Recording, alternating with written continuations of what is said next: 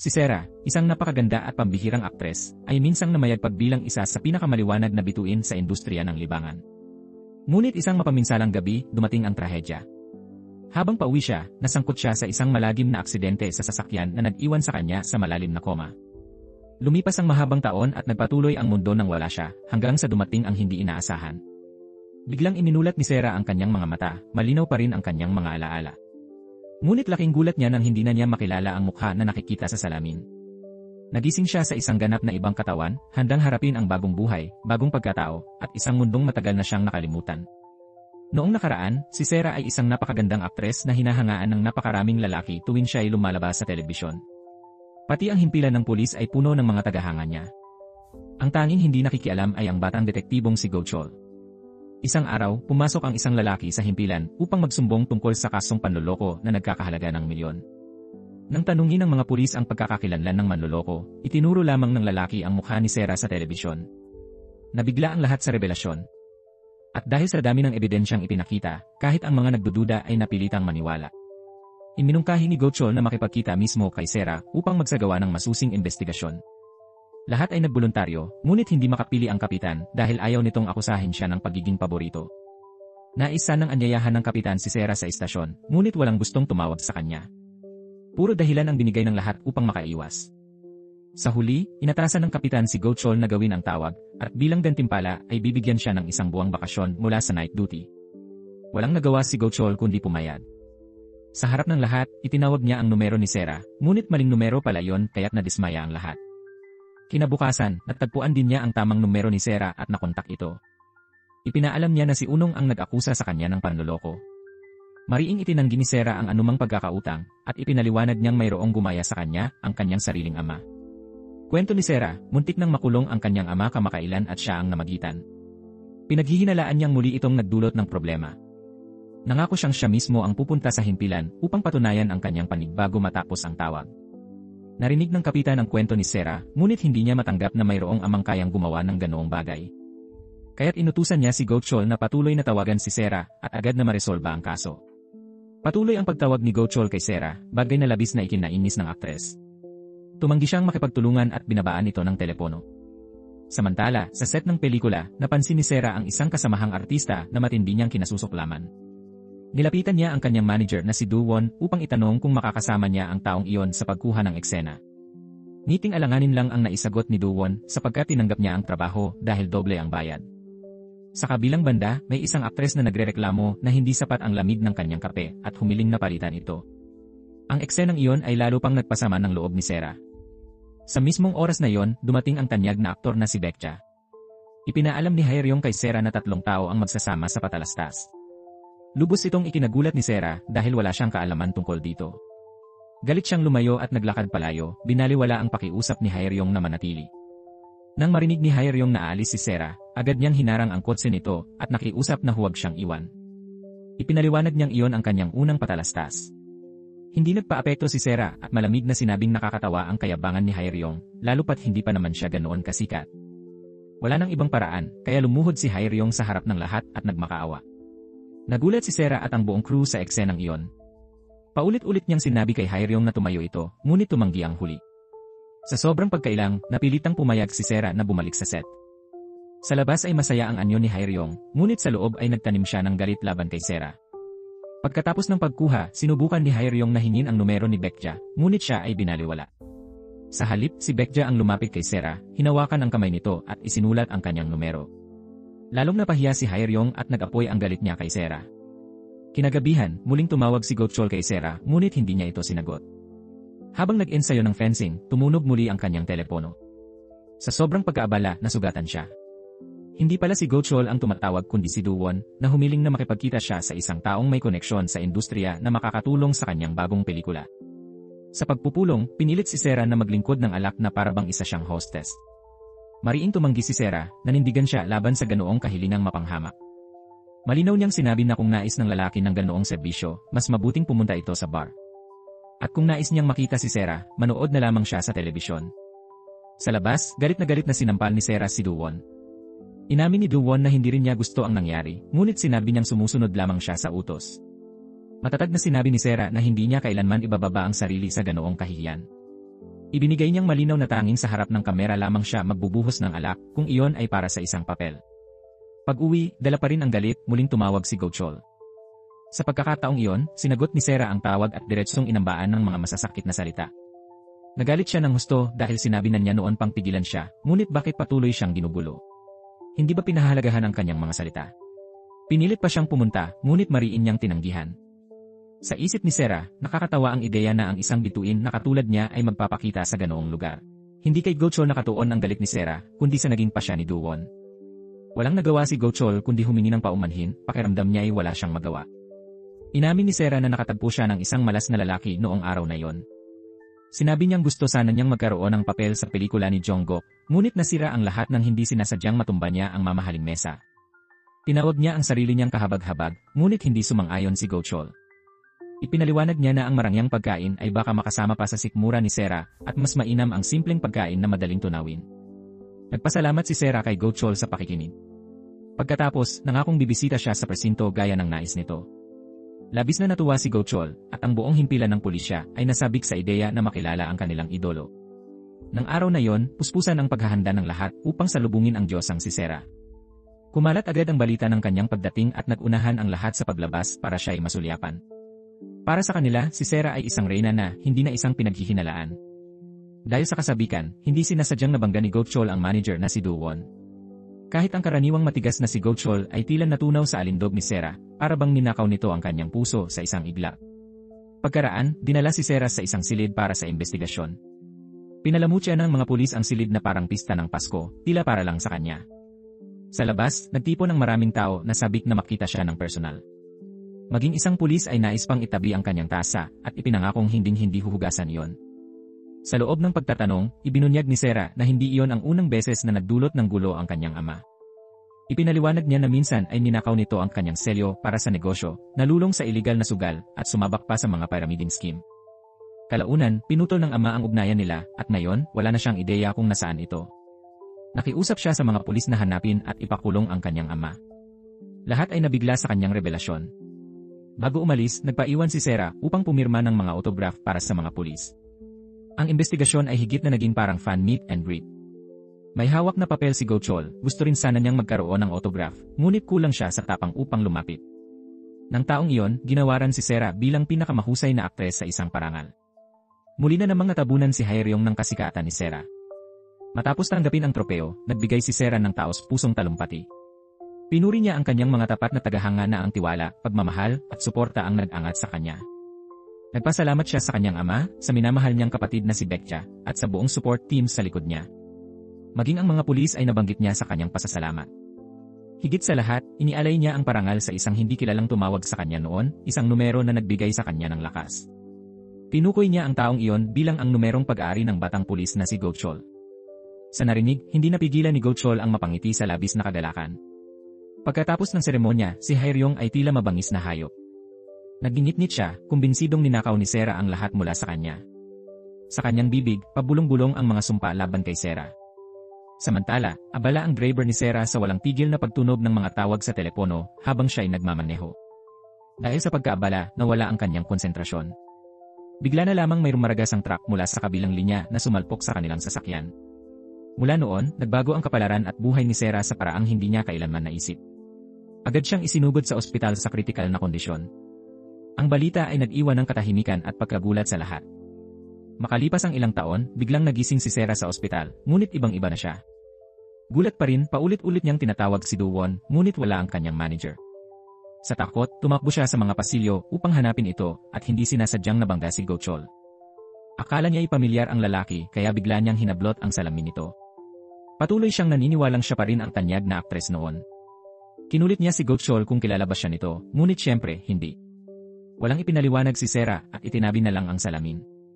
Tinanong niya ang isang nurse kung saan mayroong pampublikong telepono. Sa halip, inilabas ng nurse ang sariling telepono upang hanapan siya ng lokasyon ng booth. Nang makita ni Sarah ang kakaibang aparato sa kamay ng nurse, agad siyang nagtanong kung ano yon. Noon niya lamang napagtanto na iyon ay isang smartphone.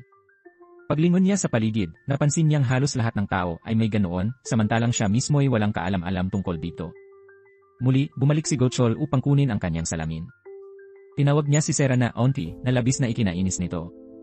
Agad niyang ipinakilala ang sarili bilang ang aktres na si Sarah, ngunit paano ito paniniwalaan ni Gottschall kung ibang-iba na ang kanyang itsura?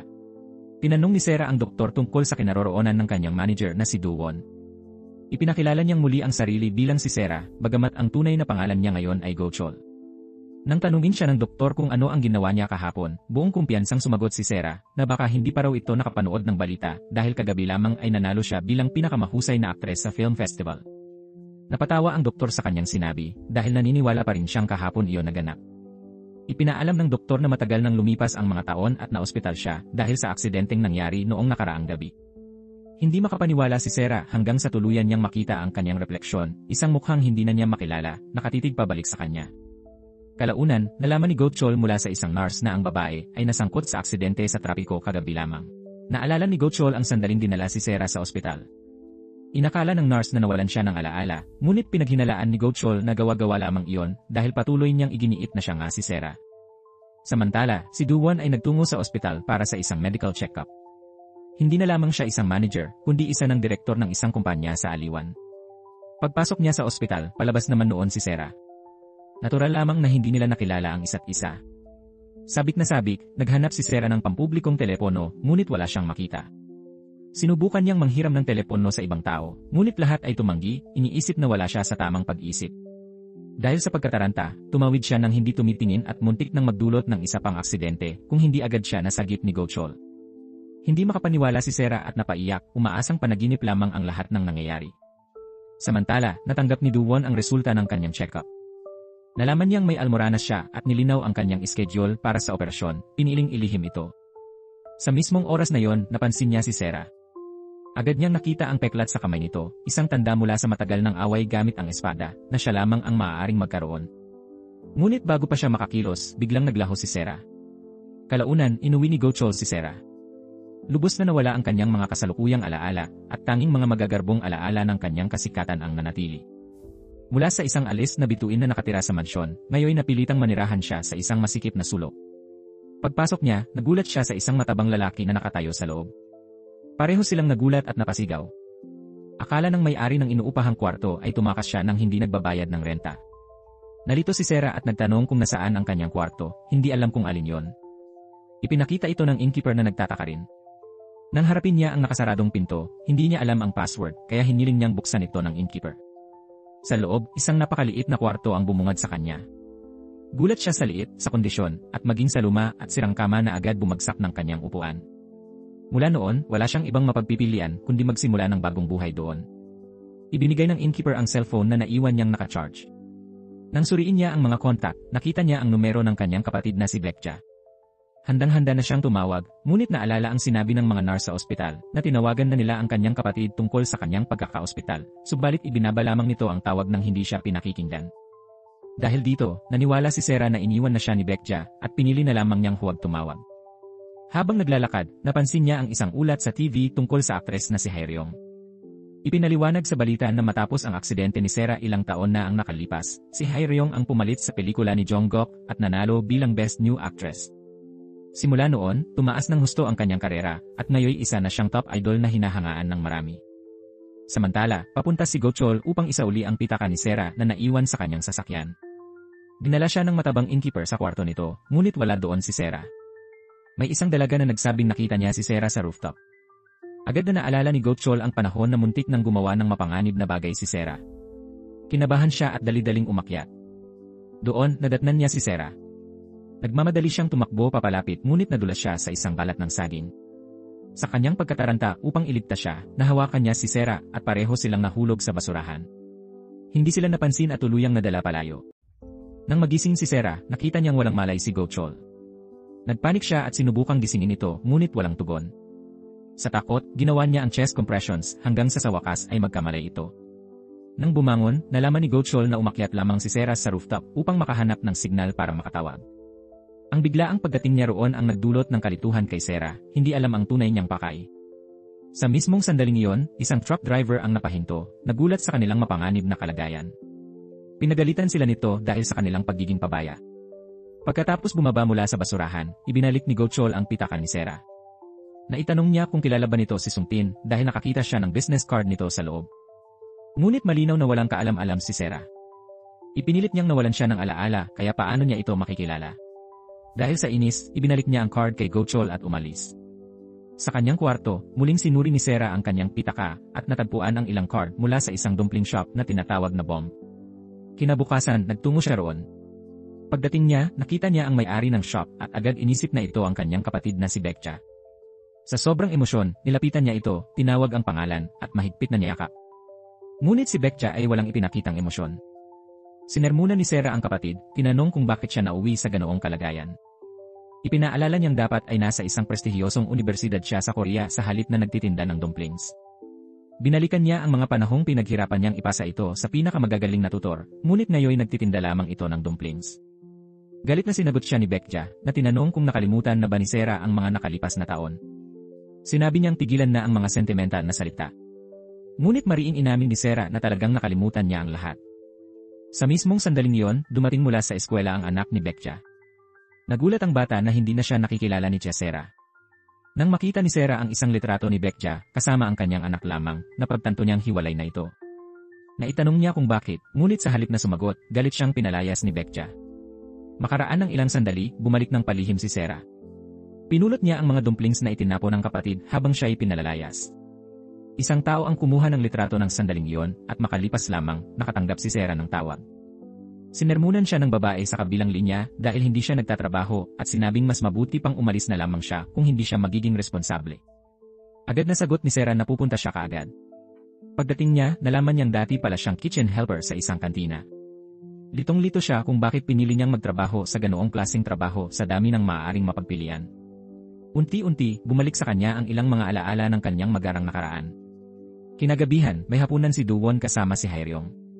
Ipinakita niya ang kontrata, ngunit tinanggihan ito ni Haeryong, sinabing napakababa ng bayad para sa isang tulad niya. Nagalit si Duwon at pinaalalahanan siya kung paanong siya mismo ang nagturo, nagbigay ng tiwala, pag-asa, at nagbahagi ng mga sikreto sa paglipas ng mga taon.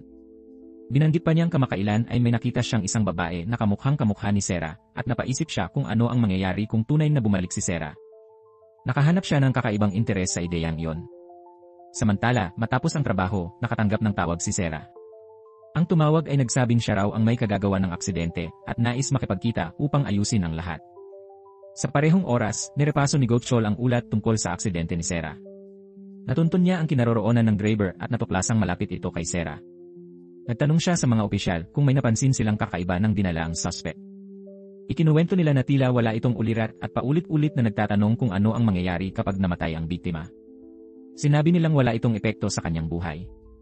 Pagkatapos, hiniling ng lalaki ang numero ng biktima, sinasabing nais niyang makipag-ayos. Nabigla si Gochol sa narinig at agad na nagtungo sa lugar ni Sarah. Tinawagan niya rin ito at tinanong kung nasaan siya.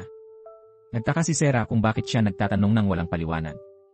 Pinayuhan lamang siya ni Gochol na bumalik agad sa inuupahan.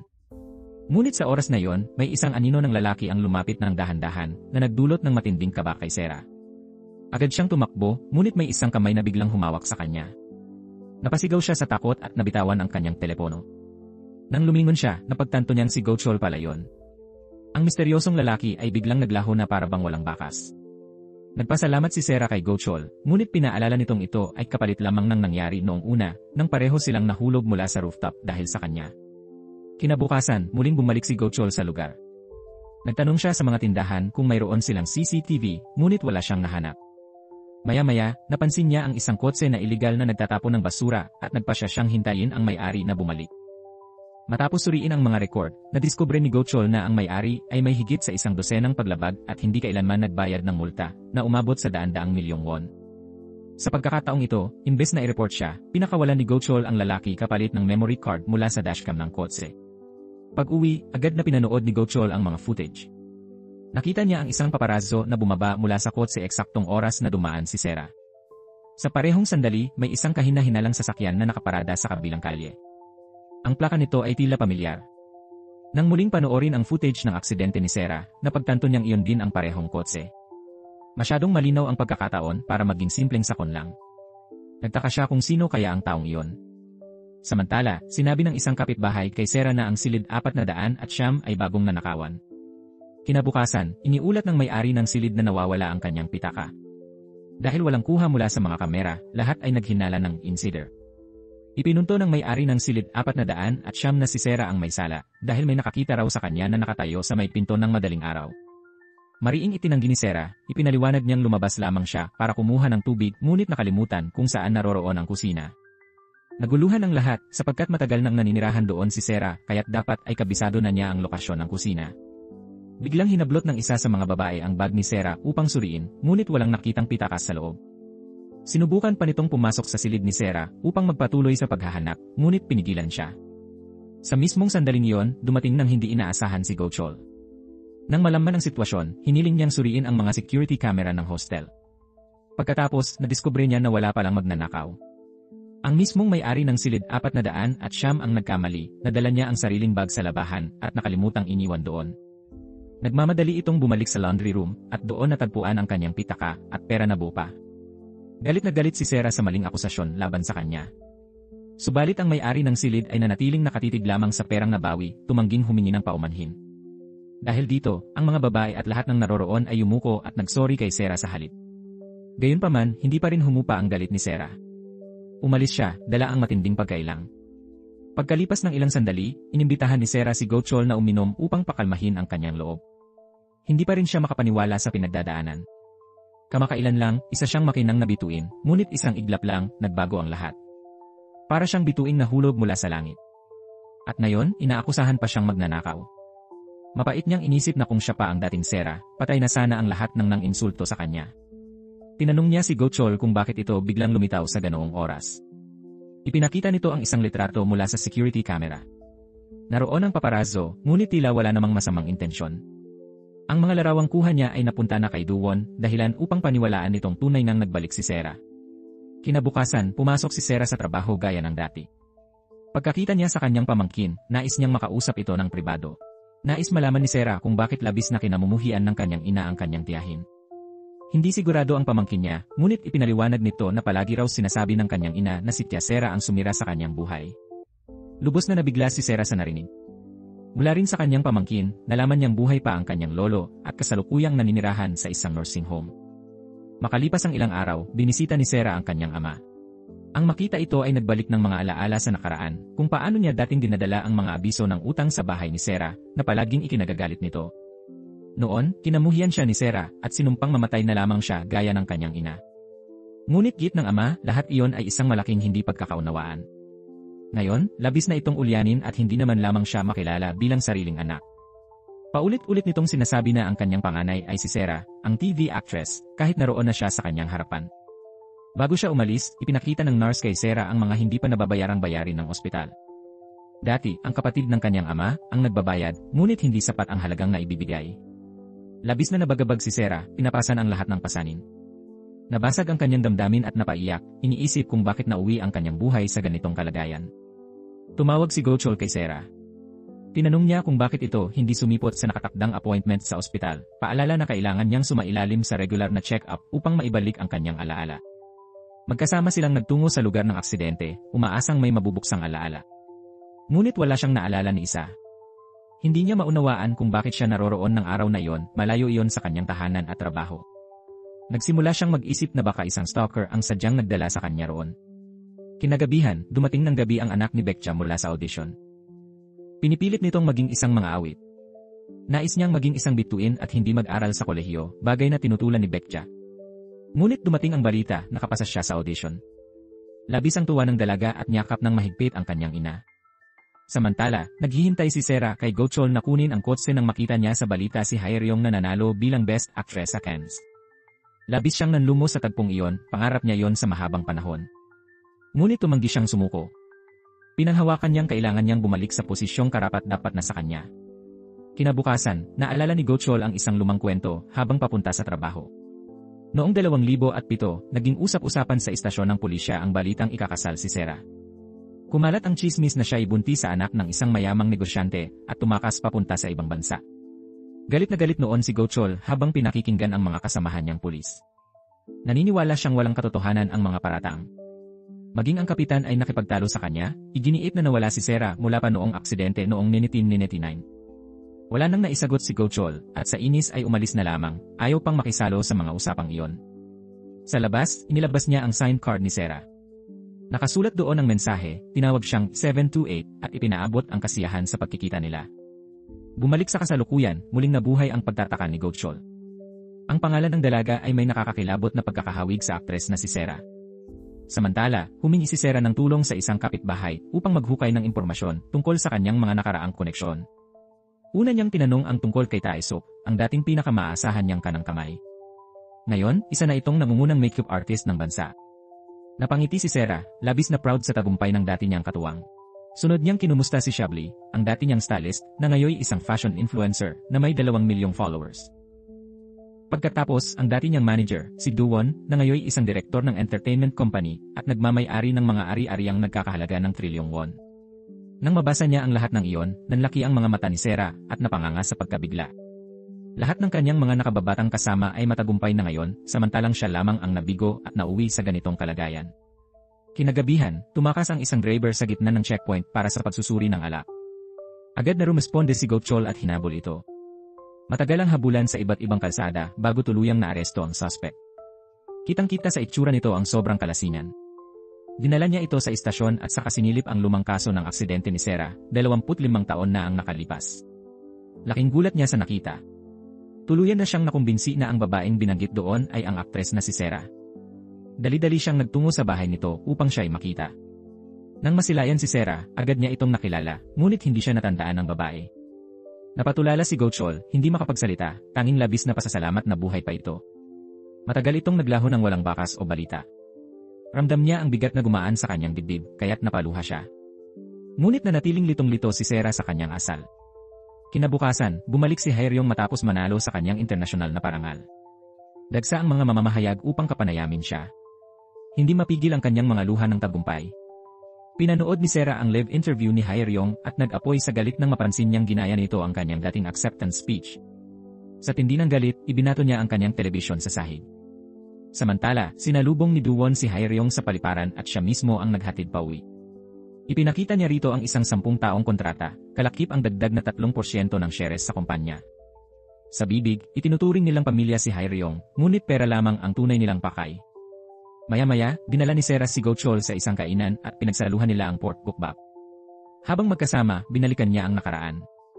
Para sa kanya, tila kahapon lamang ang lahat, ngunit 25 mahabang taon na ang lumipas. Sa isang pagbisita sa Busan, inalok si Sarah ng isang pulis ng pagkain. Ang taong iyon ay walang iba kundi si Gottschall. Nang marinig niya ito, agad na naalala ni Gottschall ang sandaling iyon mula maraming taon na ang nakalipas. Bigla niyang tinanong si Sarah kung anis ba nitong bumalik sa pag-arte. Si Sarah, syempre, ay sabik na muling gawin yon. Ngunit para kay Gottschall, napakatagal ng panahon ang lumipas para ipagpatuloy pa ni Sarah ang kanyang karera. Gayunpaman, nanatiling determinado si Sarah na abutin ang kanyang pangarap. Kinabukasan, bumisita si Sarah sa dating salon ni Tae-suk. Ang biglaan niyang pagdating ay nagdulot ng pagkailang sa lahat, tila ayaw siyang paglingkuran ng sinuman. Humiling pa siya na makita mismo si Direktor Tae-suk, bagay na nagdulot ng pangamba sa mga tao. Sinabi ng manager na puno na ang schedule ng direktor, ngunit nagpumilit si Sarah at hiningi ang numero ni Tae-suk na hindi rin ibinigay. Nang tumanggi siyang umalis, tinawag ng manager ang mga staff upang palabasin siya. Sa mismong sandaling iyon, dumating si Tae-suk. Napaiyak si Sarah at ipinakilala ang sarili, sinasabing siya si Sarah. Natawa agad si Tae-suk sa tila katawa-tawang pahayag at iniutos sa mga staff na tawagan ng pulis o ang isang mental asylum upang kunin siya. Ngunit naalala ni Sarah ang kanilang nakaraan, kung paanong siya ang nagtapon ng juice sa mukha ni Namjo nang tanggihan siya nito, at kung paanong binugbog niya ito matapos umiyak dahil sa pagtataksil ng aktor kasama ang isang stylist. Sa narinig, napatigil si Tae-suk sa pagkagulat. Doon naniwala si Tae-suk na ang babae sa kanyang harapan ay tunay ngang si Sarah.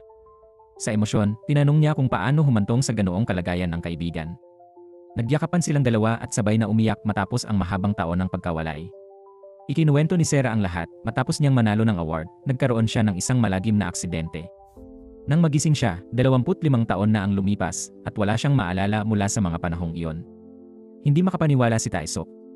Matapos ang aksidente, hinanap niya si Sarah sa lahat ng dako, ngunit bigo siyang matagpuan ito. Ngayon, hindi niya mapigilang umiyak habang nakikita ang dating pinakamagandang aktres sa ganoong kalagayan. Sa labas, nagtanong ang asawa ni Tae-suk sa manager kung sino ang kausap ng kanyang asawa. Nang marinig na ito ay si Sarah, nagmamadali siyang pumasok, nagulat at gustong malaman ang sitwasyon. Doon nalaman ni Sarah na ang asawa ni Tae-suk ay si Namjo, ang aktor na itinapunan niya noon ng juice upang ipagtanggol si Tae-suk. Hindi niya maunawaan kung bakit napangasawa ni Tae-suk ang aroganteng si Namjo. Paulit-ulit niyang tinanong kung maayos ba ang trato nito kay Tae-suk. Ipinaliwanag ni Tae-suk na noon ay buntis siya kaya't wala siyang pagpipilian at mula noon, mabuti naman ang pakikitungo sa kanya ni Namjo. Nang sabihin ni Sera ang plano niyang bumalik sa pag-arte, nagulat si Tae-suk. Ipinahayag pa niya na si Hae-ryung ay nakatanggap ng Best Actress sa Cannes, samantalang si Sera ay hindi na makayanan ang pamumuhay sa hirap. Higit pa rito, desperado siyang mangailangan ng pera. Nang marinig ito, ipinangako ni Tae-suk na pautangin siya ng pera at handang isakripisyo ang sariling pangarap na muling magbalik sa showbiz. Naniniwala siyang may dahilan kung bakit nawala si Sera matapos ang aksidente. Gayunpaman, pinayuhan niyang kalimutan na lamang ito at mamuhay ng tahimik dahil mas naging mabangis at mapanganib na ang industriya. Ngunit sa nakita niyang determinasyon, lumapit si Tae-suk sa kanyang asawa at hiniling na tulungan si Sera na ipakilala siya kahit sa maliliit na proyekto. Kinabukasan, tinawagan niya si Sera na may magandang balita, hiningi niya kay Namjo na ipakilala ito sa ilang pelikula. Labis ang tuwa ni Sera. Samantala, nalaman ng stylist ni Hae-ryung mula kay Do-won ang pagbabalik ni Sera. Natuklasan din niya ang lumang panayam ni Tae-suk matapos ang pagkawala ni Sera. Noon, lahat ay nagtatanong kung bakit mag-isa siyang sumakay sa kotse at kung saan siya nawala. Ipinadala ng stylist ang panayam kay Do-won, ngunit sinabi nito na huwag nang pagtuunan ng pansin ang mga walang saysay na bagay. Dumating naman ang sekretarya dala ang mga bagong estudyante para makipagkita kay Do-won. Kabilang sa kanila si Gina, anak ni Baekja. Nakaramdam si Do-won na parang pamilyar ang dalaga, ngunit iginiit ni Gina na unang pagkikita lamang nila yon. Ibinigay ng sekretarya ang mga kontratang kailangan ng pirma ng magulang dahil menor de edad ang lahat ng estudyante. Ngunit nagsinungaling si Gina, sinabing nasa ibang bansa ang kanyang mga magulang at hindi makakapirma. Samantala, sinabi ni Namjo sa film crew na may napili siyang gaganap bilang katulong sa pelikula. Nang tumanggi ang babae, mabilis siyang inalok ng pera ni Namjo. Agad namang ipinaalam ni Tae-suk kay Sera na siya ang nakuha sa papel. Kahit maliit lamang ito bilang isang katulong, tuwang-tuwa si Sera. Ngunit hindi angkop ang kanyang kasalukuyang anyo para sa papel, kaya't iginiit ni Tae-suk na bigyan siya ng kumpletong makeover. Sa pagbabalik ng kanyang alaala mula sa awards night, 25 taon na ang nakalipas, naalala ni Sera si Do-won na palihim na tumatawag. Dumaan siya sa silid ni Hae-ryung at narinig ang malakas na pagsigaw nito, galit na galit dahil natalo siya. Pagbaba niya sa parking garage, isang tinig ang umalingaw-ngaw, nagbabala na huwag siyang sumakay sa kotse. Nagising siya, natuklasang isang panaginip lamang iyon. Ngunit nagtaka siya kung bakit wala ni isang tao sa tabi niya noong sandaling iyon. Nang tanungin ng driver, ipinaliwanag nitong may agarang lakad si Do-won, umalis si Si-young, at hindi alam kung saan naroon si Tae-suk. Kinabukasan, natuklasan ni Go-chol na ang stalker ni Sera ay saksi mismo sa kanyang aksidente. Nangako ang stalker na ibibigay ang numero sa pulisya, ngunit bigla itong naglaho. Naging kahina-hinala ito para kay Go-chol at nais niyang makipagkita kay Sera. Tinawagan niya ito at nalaman na nasa Paju Studio ito para sa shooting. Doon biglang dumating si Namjo at hinila si Sera, pinaalalahanan siya na huwag makihalubilo, lalo na sa lead actress dahil hindi sila magkapantay. Samantala, dumaan si Hae-ryung at nakaramdam na parang pamilyar ang hitsura ng babae, kaya't sinundan niya si Sera sa loob. Pagpasok, binati ni Sera ang lead actress. Ipinakilala siya ni Namjo bilang bagong katulong na papalit sa naunang aktres. Naiinis ang lead actress at sinabihan siyang lumayo dahil natatakpan niya ang ilaw. Habang papaalis, sumunod agad si Namjo na parang alila. Naroon din si Tae-suk upang masaksihan ang pagbabalik ng kanyang kapatid. Nagdala siya ng mga cake upang makuha ang loob ng production crew at sana'y tulungan si Sera. Maya-maya, nagsimula ang eksena ni Sera bilang katulong na pumipigil sa galit ng may bahay. Bagamat maikli lamang ang eksena, natuwa ang direktor. Ngunit himiling ng reshoot ang lead actress. Bagong diborsyada, hinahanap nito ang mapagbubuntunan ng galit. 7 ulit inulit ni Sera ang eksena, ngunit hindi pa rin ito nasiyahan. Mula sa pagtulak, nauwi ito sa sampalan. Sa unay mahina, ngunit palakas ng palakas ang bawat hampas. Nakatayo lamang si Tae-suk, halatang naiinis. Tiniis ni Sera dahil para sa kanya ito lamang ang pagkakataon. Biglang dumating si Go-chol sa set. Galit niyang sinabihan si Sera na umalis. Hinawakan niya ang kamay nito at hinila palabas, ikinagulat ng lahat. Sa labas, sinermunan niya si Sera sa muling pagpasok sa showbiz. Tinanong niya kung hindi ba sapat ang natutunan nito mula sa aksidente at bakit niya hinahayaan ang mga tao na tratuhin siyang ganoon. Sagot ni Sera, hindi na siya isang bituin at ito na lamang ang kanyang pagkakataon, kaya't hindi niya ito kayang palampasin. Pinili niyang bumalik sa loob. Hinabol niya ang lead actress upang mag-sorry, ngunit basta na lamang siya itinaboy nito. Naisip ni Tae-suk ang tungkol sa relasyon ni Sera at Go-chol, lalo na nang makita niyang hinila siya nito palayo. Nang tanungin, mabilis na ipinaliwanag ni Sera na manager lamang niya ito. Nagduda si Namjo, itinatanong kung bakit may manager ang isang supporting actress at pati kung nagkasama na silang tumira habang nag-filming. Agad nilang itinanggi pareho. Dahil sa punto ng pananalita ni Go Chol, napansin ni Tae-suk na tagabusan nito. Tinukso niya si Sera, pinaalala na minsan ay nagustuhan nito ang isang pulis sa busan. Mariing itinanggi ito ni Sera. Mas lalo siyang tinukso ni Tae-suk na noon ay napakasikat niya upang pansinin ang isang lokal na pulis na may pangit na estilo, maitim ang balat at may matinding punto. Ngunit ngayon, ang mismong pulis na yon ay nasa tabi niya. Mapait na umiti si Go Chol at sinabing baka noon pa man ay hindi na siya nito gusto. May sariling panlasa rin ang mga pulis. Kung siya man ang pulis na yon, hindi rin niya gugustuhin si Sera. Pauwi na, tinanong ni Go Chol si Sera kung talagang mapagkakatiwalaan ba si Tae-suk. Sagot ni Sera, parang kapatid na niya ito. Ngunit mariing binalaan ni Go Chol na huwag basta magtiwala hanggang hindi pa bumabalik ang kanyang alaala. Maaaring sino man ang pumatay. Sa narinig, napaisip si Sera kung ano ang ibig niyang sabihin. Ipinagpatuloy ni Go Chol ang sariling investigasyon sa aksidente ni Sera, kumbinsidong ang may sala ay isang taong malapit sa kanya. Pumunta siya sa lugar kung saan nakita ang kahina-hinalang sasakyan at humingi ng security footage mula sa isang tindahan malapit roon. Samantala, tinulungan ni Tae-suk si Sera sa kanyang make-up para sa shooting. Nangako si Sera na babayaran ito kapag nagtagumpay siya. Ngunit paalala ni Tae-suk, ang laki ng utang na loob ko sa iyo. Inalagaan mo ako noong wala pa akong kahit ano at pinalaki mo ako. Nandito ako ngayon dahil sa iyo. Ngunit bigla ang inabisuhan si Sera sa set na tinanggal na ang kanyang papel. Pinaghinalaan niyang may kinalaman dito ang lead actor. Agad siyang tumawag sa scriptwriter, ngunit tumangging makipagkita ang babae. Sa tulong ni Tae-suk, nakuha niya ang tirahan ng scriptwriter at nagtungo doon bitbit ang isang basket ng prutas. Habang naroon, aksidenteng narinig ni Sera ang babae na nagsasalita sa telepono, kailan ka rin ba pumatay? Anong gagawin mo ngayon? Ano pa ang natitira matapos mailibing ang bangkay? Gawin na lang nating aksidente ito ngayong pagkakataon. Nanginig si Sera sa takot at nagpa siyang tumawag sa pulisya. Sumakay siya ng elevator, ngunit sumunod ang babae. Sa pagkakita sa mukha nito, lalo siyang kinabahan. Paulit-ulit niyang sinabi na wala siyang narinig. Dahan-dahan lumapit ang babae at sa sobrang takot, naitulak ni Sera ang isang melon sa mukha nito. Nang maglaon, natanto niyang ang kausap niya ay ang mismong screenwriter na pinuntahan niya. Kinabahan siya at nagpaumanhin, ngunit tila walang epekto ito sa babae. Ipinaliwanag ng screenwriter na napanood niya ang pag-arte ni Sera at labis na humanga. Inamin niyang siya ang dahilan kung bakit natanggal ang papel ni Sera. Binago niya ang script upang palawakin ang papel ng kasambahay, ngunit nahuli ito ng kanyang senior at nagdulot ng gulo. Naiinis siyang nagkwento kung paanong laging humihiling ang mga istasyon ng telebisyon ng mga gasgas na istorya. Nag-alok ng ideya si Sera.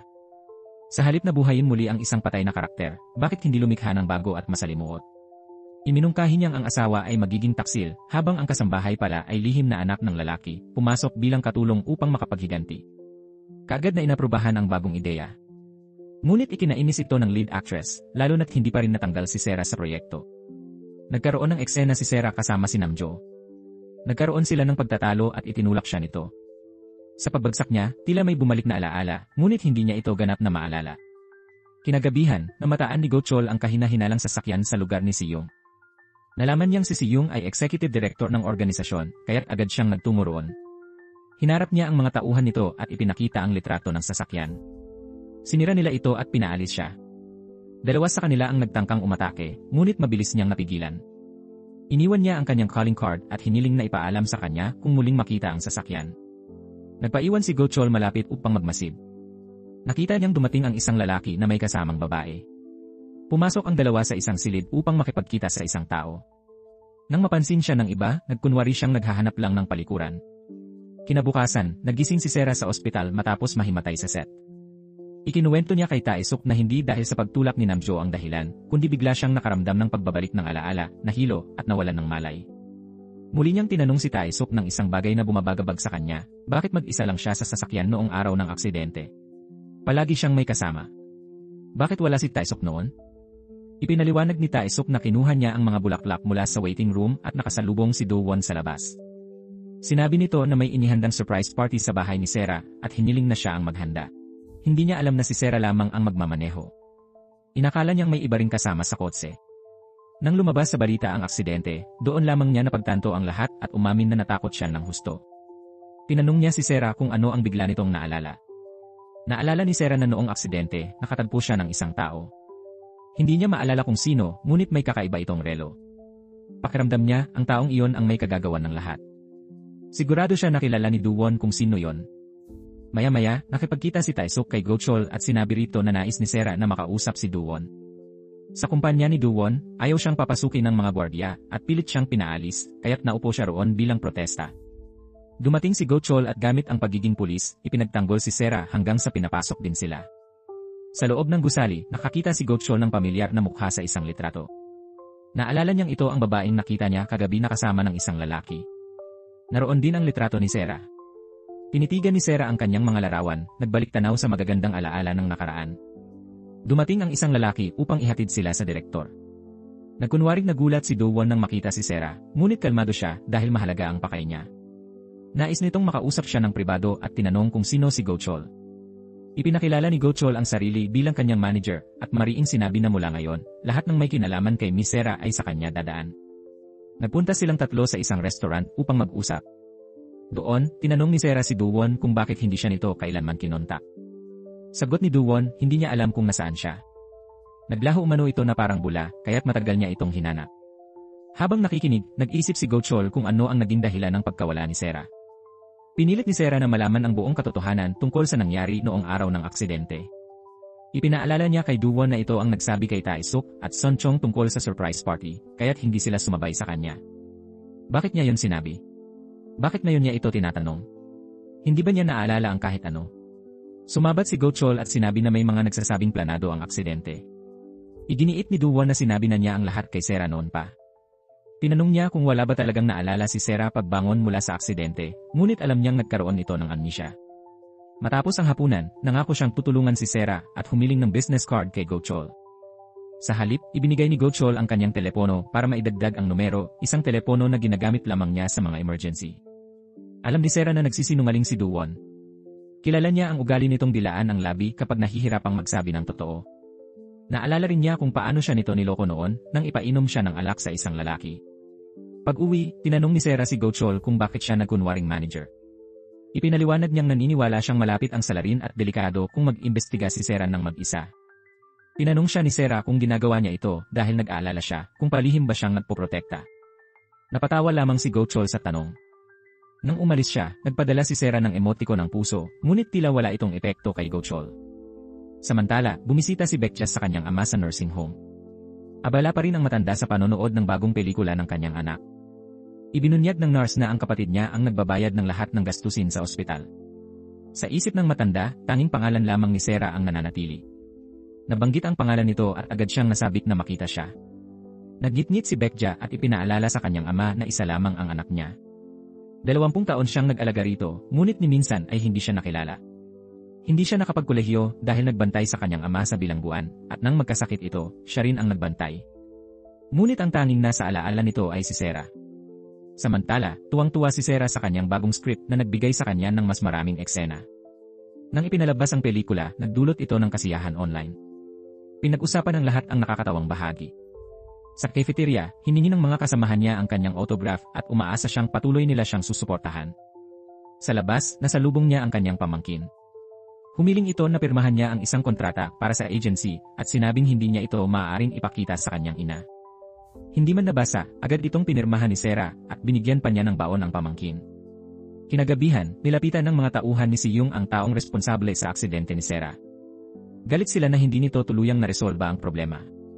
Binayaran nila ito ng natitirang halaga at iniutos na umalis na ito bukas dahil sangkot na ang pulisya. Nagreklamo ang lalaki na kulang ang ibinigay na pera. Nangako ang grupo ng 15 beses na higit pa kapalit ng matagumpay na pagpatay kay Sera. Samantala, pinanood ni Do-won ang matagumpay na short film ni Sera. Natuklasan ng kanyang grupo na ang tinutukoy nitong manager ay gumamit lamang ng disposable number upang maitago ang kanyang tunay na pagkakakilanlan. Dumating si Sera sa dumpling shop ng kanyang kapatid. Nangako siyang sasagutin ang mga gastusin ng kanilang ama sa ospital at pati na ang mga dagdag na klase ng pamangkin. Isiniwalat ni Tae-suk na matapos ang aksidente ni Sera, si Baekja ang nag-alaga sa kanilang ama. Bata pa ito noon, ngunit matapos ang aksidente, ipinilit ng kanilang ama na makita si Sera. Bagamat wanted ng pulisya, tinaya niya ang lahat para lang sa isang huling pagkikita. Tinulungan siya ng isang pulis sa Busan, na ang tanging natatandaan ni Baekja ay may lokal itong punto. Tumawag si Sera sa mga pulis ng Busan at inilarawan ang naturang opisyal, ngunit dahil matagal na ang pangyayari, wala na silang maalala. Sa kabilang banda, natunton ni Go Chol ang salarin malapit sa lugar ni Sera at agad siyang nagtungo roon. Tinawagan niya si Sera ngunit hindi ito sumagot. Noon namang oras na yon, galing sa pamimili si Sera nang biglang sumulpot ang salarin at tinakot siya. Nakita ni Go Chol ang bag na nakahandusay sa kalsada at natanton niyang huli na siya. Nadala ang babae sa isang abandonadong warehouse. Itinali siya ng lalaki bago umalis upang kunin ang kanyang mga kagamitan sa kotse. Ngunit nang makalayo ito, iminulat ni Sera ang kanyang mga mata at buong lakas na nakawala sa pagkakatali. Pagbalik ng lalaki, wala na si Sera. Nakita nito ang kanyang anino at agad na sumugod upang hulihin siya, ngunit sinalubong siya ng mga matitinding palo ng babae. Nakalayo si Sera, ngunit nagtapon ito ng palakol na muntik na siyang tamaan. Habang naghahanda itong wakasan ang kanyang buhay, biglang dumating si Go Chol. Sinipa niya ang lalaki, pinabagsak at posas na idinala sa himpilan. Samantala, narinig ni Haeryong ang balitang nagbalik na si Sera. Naalala niya ang mga pangyayari 25 taon na ang nakararaan.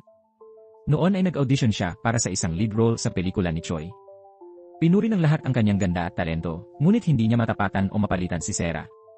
Dahil sa matinding pagnanais na makuha ang papel, pumayag siyang tanggapin ang mas mababang bayad at gampanan ang mga eksenang tinanggihan ni Sera. Tinanong siya ng direktor kung kaya niyang gawin ang anumang bagay offset. Alam niyang ang ibig sabihin nito ay aliwin ang isang mahalagang investor, isang bagay na kailanman ay hindi gagawin ni Sera. Dali-dali siyang nagtungo kay Doo-won upang magtanong tungkol sa sitwasyon. Alam niyang alam nito ang lahat ngunit itinago sa kanya. Binalaan niya itong kapag bumalik si Sera, matatapos silang dalawa. Tahimik lamang siyang pinatahimik ni Doo-won at sinabihang manood na lamang kung paano niya haharapin si Sera. Samantala, dinala ni Sera si Go Chol sa kanyang silid upang gamutin ang kanyang mga sugat. Pinagalitan siya nito dahil hindi niya dala ang kanyang telepono, tinanong kung ano ang maaaring nangyari kung hindi siya dumating. Alam ni Sera na nag-aalala siya, bagamat iginiit ni Go Chol na isa lamang itong kasong hinahawakan niya. Sigurado siyang may kaugnayan ang insidenteng ito sa aksidente ni Sera ilang taon na ang nakalipas. Ipinakita niya ang mga larawan ng kahina-hinalang lalaki sa kabilang sasakyan. Noon pa man, sinubukan na nitong patayin si Sera at kamakailan ay muling nagtangka. Biglang naalala ni Sera ang lalaki mula sa kanyang mga alaala. Nangako siyang siya mismo ang huli rito, ang taong nagtangkang sirain ang kanyang buhay. Pinuligsa ni Go Chol ang desisyon niyang ipagpatuloy ang kanyang karera bilang aktres dahil nangangamba siyang may manakit sa kanya tulad ng dati. Ngunit determinado si Sera na alamin ang katotohanan. Tumanggi siyang magtago at mamuhay na parang wala siya. Gusto niyang harapin ng direkta ang kalaban. Hindi tulad ng dati, hindi na siya nag-iisa, naroon na ngayon si Go Chol sa kanyang tabi. Samantala, binalak ni Doo-won na i-recruit si Sera sa kanyang entertainment company. Para sa kanya, mas madali niya itong mababantayan at makakaramdam ng kapanatagan kapag malapit ito. Kinabukasan, sinermunan si Go Chol ng kanyang nakatataas dahil sa panghihimasok niya sa mga kasong hindi saklaw ng tungkulin bilang traffic police. Alam ng hepe na patuloy pa rin niyang iniimbestigahan ang kaso ng aksidente ni Sera ilang taon na ang nakalipas. Ipinahayag ni Go Chol na matapos ang mahabang pagsasaliksik, natuklasan niyang may koneksyon ang suspect sa Two-On Entertainment. Dagdag pa niya, ang susi ng kaso ay si Sera mismo. Humiling siya ng isa pang pagkakataon, nangakong madadala niya ang tunay na salarin. Pinanood naman ni Haeryong ang pelikula ni Sera at mapang-asar ng umisi. Para sa kanya, gaano man kagaling si Sera, hanggang doon lamang ang mararating nito sa kanyang pagbabalik. Gayunpaman, nananatili ang pait sa kanyang dibdib dahil ilang taon siyang nabuhay sa anino ni Sera, kaya't ibinuhos niya ang galit habang nakatitig sa telebisyon. Samantala, nagtungo si Sera upang pasalamatan ang screenwriter. Dahil sa kanya, nakakuha siya ng mas maraming papel. Pangarap ng manunulat na makalikha ng mga pelikulang may estilo ng Hollywood. Doon, napansin ni Sera ang isang script na ginawa ng manunulat na pinamagatang The Rich Girl. Ito ang debut work ng babae. Bagamat mahusay, tinuligsa ito ng mga filmmaker bilang masyadong madilim. Hindi ito nagustuhan ng mga aktor at TV stations, kaya't hindi ito na-adapt bilang pelikula. Binasa ito ni Sera at inisip niyang napakatalino ng pagkakasulat. Hiningi niya sa manunulat kung maaari niyang iwi ang script upang basahin pa. Hindi inaasahan, nakatanggap si Sera ng tawag mula sa isang taong nais siyang makausap tungkol sa trabaho. Sa kanilang pagkikita, ipinahayag ng lalaki ang kagustuhang kunin siya at nangakong tutulungan siyang makamit ang pangalawang gintong yugto ng kanyang karera. Ngunit nais lamang ni Sera na malaman kung gusto ba siya nito sa kung sino siya ngayon o dahil lamang sa kanyang pangalan. Walang pag-aatubiling sinagot ng lalaki na pareho. Muling nagtanong si Sera, inalala ang isang pangyayari noon. Tinanong niya kung natatandaan nito ang investor meeting para sa pelikula ng direktor, nang siya mismo ang nagdala sa kanya upang makilala ang investor. Nais niyang malaman kung sino ang taong iyon. Iwinaksi ng lalaki ang kanyang tanong, sinabing kahit malaman niya ay walang silbi dahil patay na ang tao, isang dating kinatawan na pumanaw na dahil sa matinding sakit. Pagkatapos, nagtakda sina Duwon at Han ng kondisyon para makapirma si Seras sa kumpanya ni Duwon. Nais ni Sera na maisama ang kanyang mahalagang manager na si Go Chol. Kinailangan ni Duwon ng oras upang pag-isipan ito. Sa kanyang pag-uwi, natagpuan niya ang script ng The Rich Girl na naiwan sa kotse. Binasa niya ito at labis na nahumaling. Pagbalik sa bahay, sinuri niya ang impormasyon ni Emer. Han at nakumpirmang matagal na itong pumanaw dahil sa malubhang karamdaman. Samantala, iniimbestigahan ng mga pulis ang car thief. Isang buwan na ang nakalilipas, nagkunwari itong natutulog bago sumalpok sa kotse ni Sera. Ang lalaking ito, si Daegu, ay matigas ang ulo at tumangging magsabi ng kahit ano. Bigla namang dumating ang kanyang mga abogado at iginiit na makisali sa interogasyon. Pinayuhan siya ng babaeng abogado na mag-ingat sa kanyang sasabihin kung nais niyang makahanap ng paraan upang makalabas. Nagduda si Go Chol kung paano kayang bayaran ng isang truck driver ang isang buong team ng mga abogado. Malinaw na may taong nasa likod niya. Kinabukasan, nagpunta sina Tae-suk at ang kanyang asawa upang kumain sa labas. Habang nag-uusap ang mga tao, nabanggit ang pangalan ni Shabli mula sa nakaraan.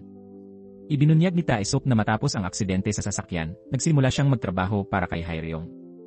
Nagtaka naman si Namjo kung saan naroroon si Shabli noong nangyari ang aksidente.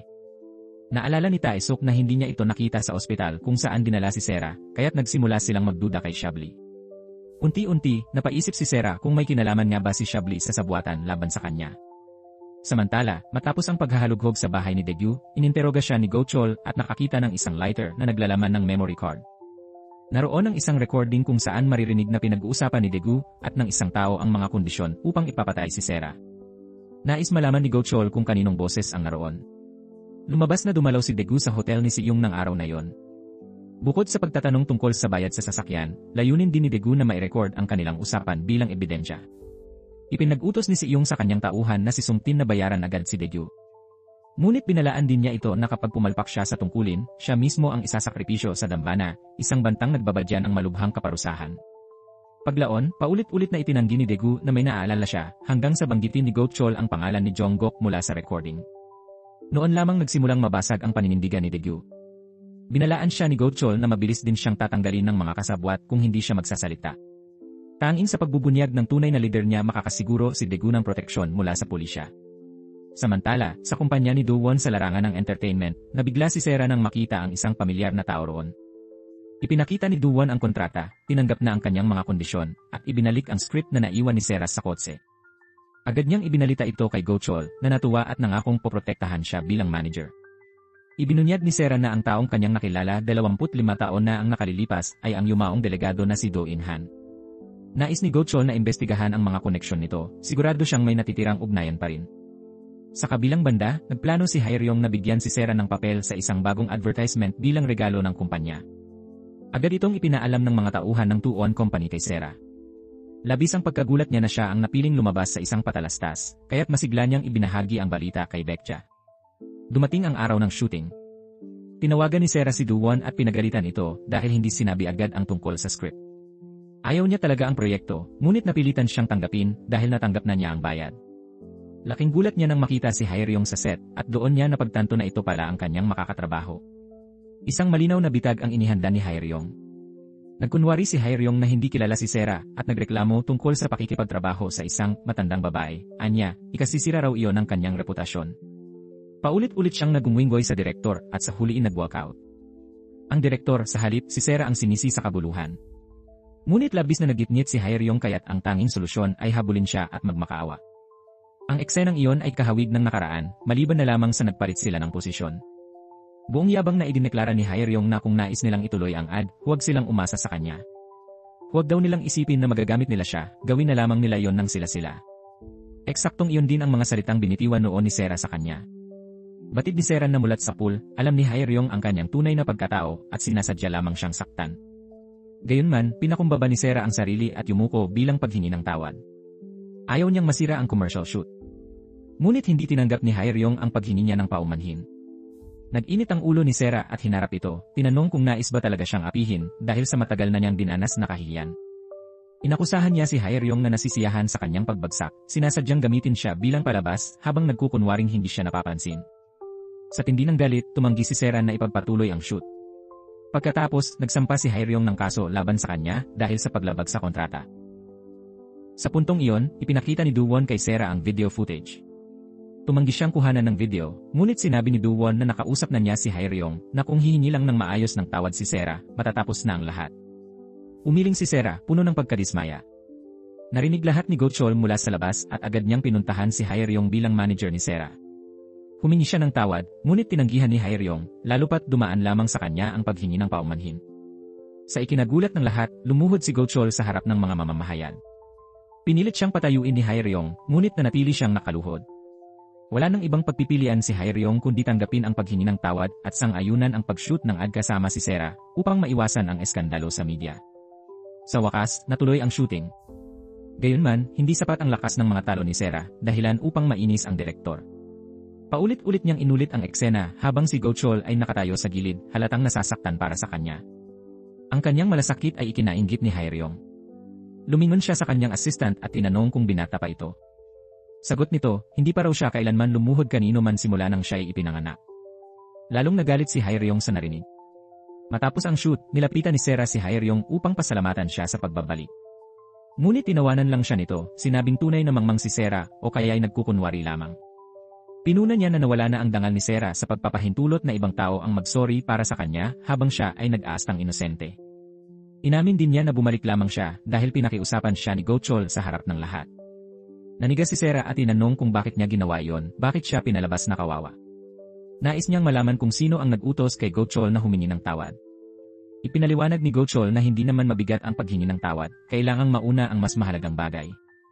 Ngunit hindi sang-ayon si Sera, sinabing hindi niya nauunawaan kung gaano kahamak ang pakiramdam na tumayo sa harap ni Haeryong, wasak ang kanyang dangal at nangingilid ang mga luha.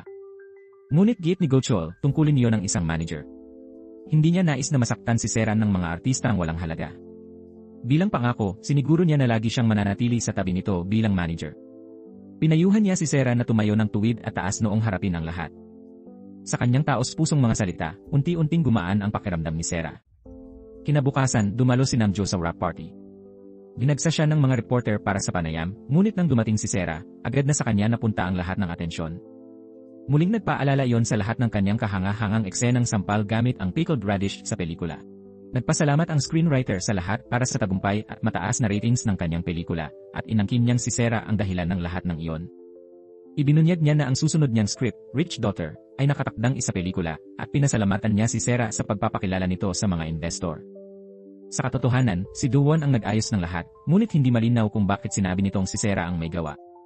Sa sandaling iyon, biglang dumating si Go Chol upang isama si Sera. Ipinakita niya rito ang breaking news tungkol sa kanilang sitwasyon. Pagkatapos na mabunyag ang kanyang pagkakakilanlan, tahimik na inakay siya ni Go Chol palayo, ngunit sunod-sunod ang tanong ng mga reporter na nagdulot ng kanyang pagkataranta. Walang imik, mabilis siyang inalalayan ni Go Chol palayo sa mga mamamahayan.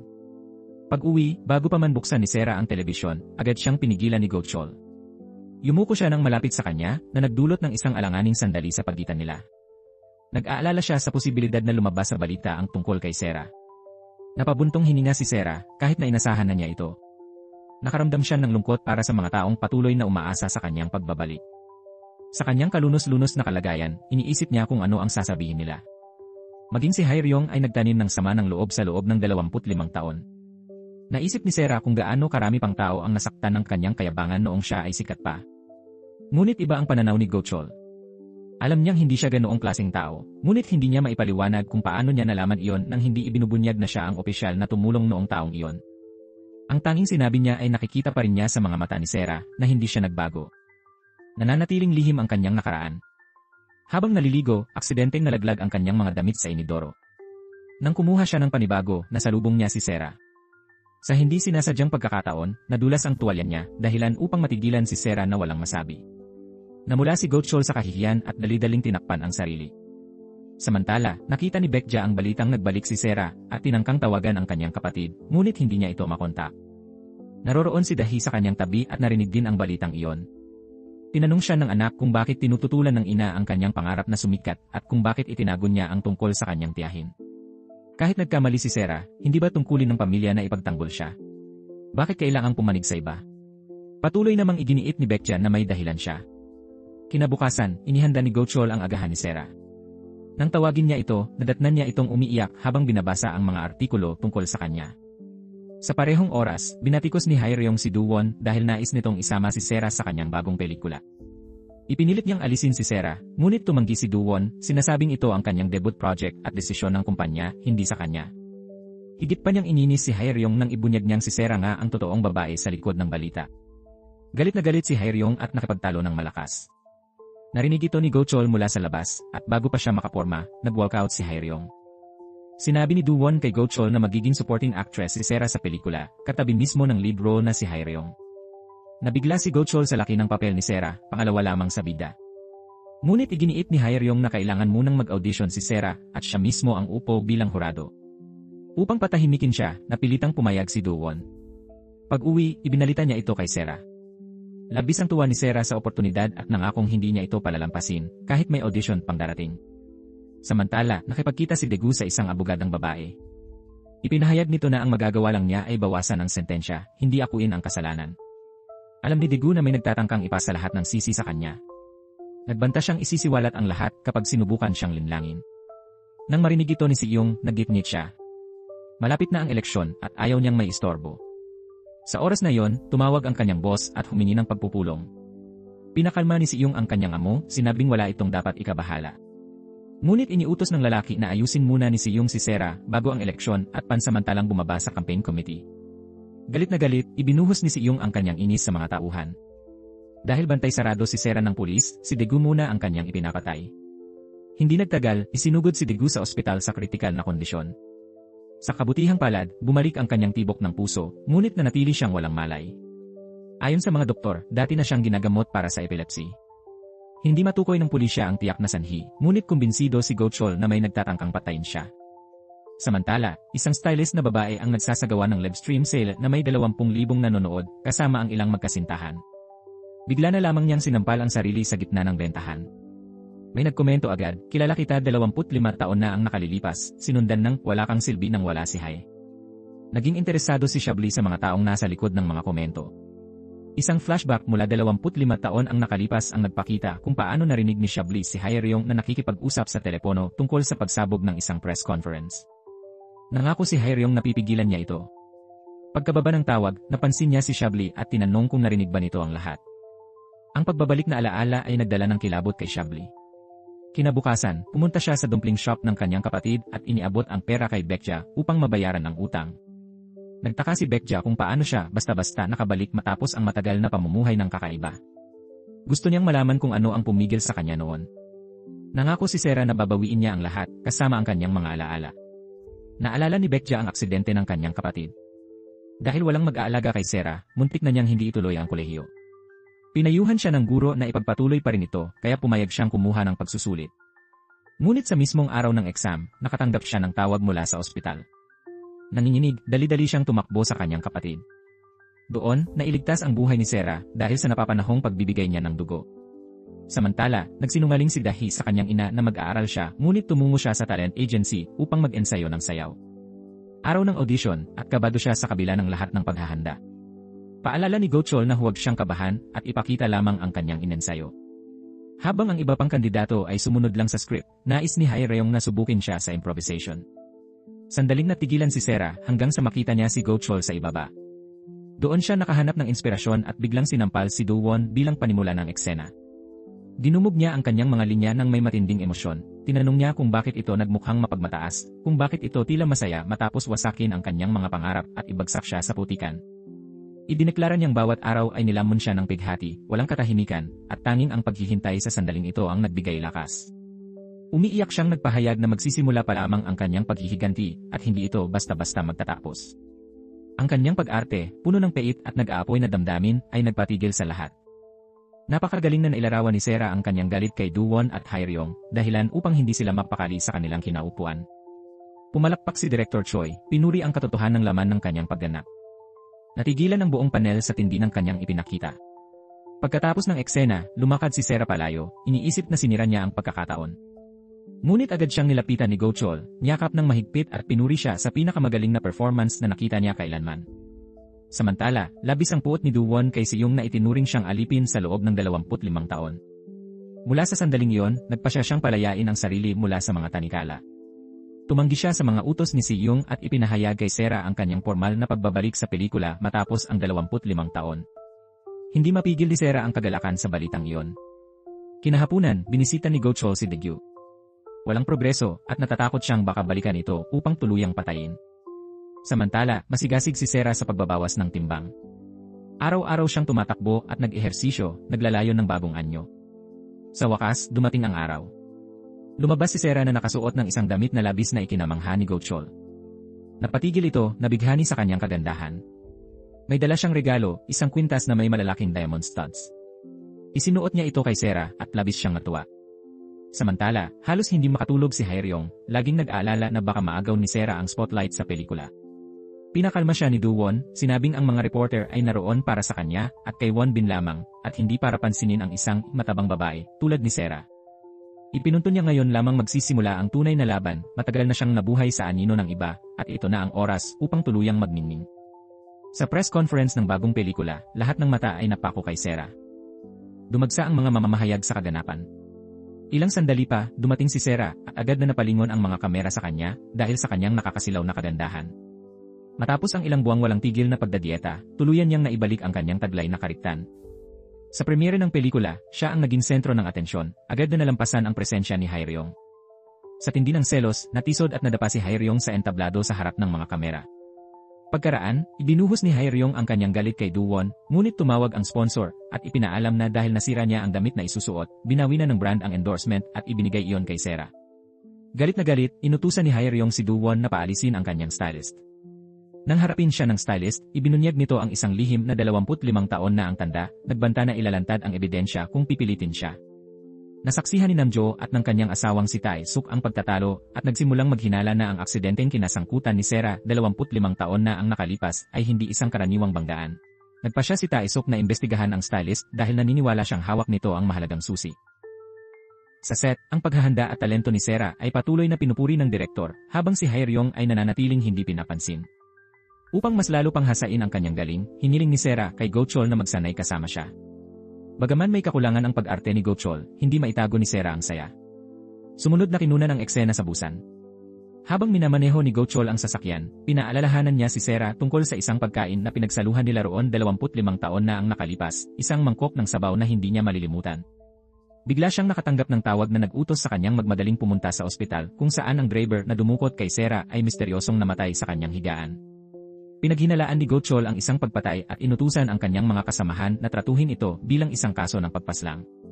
Habang sinusuri ang mga huling bumisita sa ospital, naglakbay si Sera mag-isa sakay ng kay TX patungong Busan.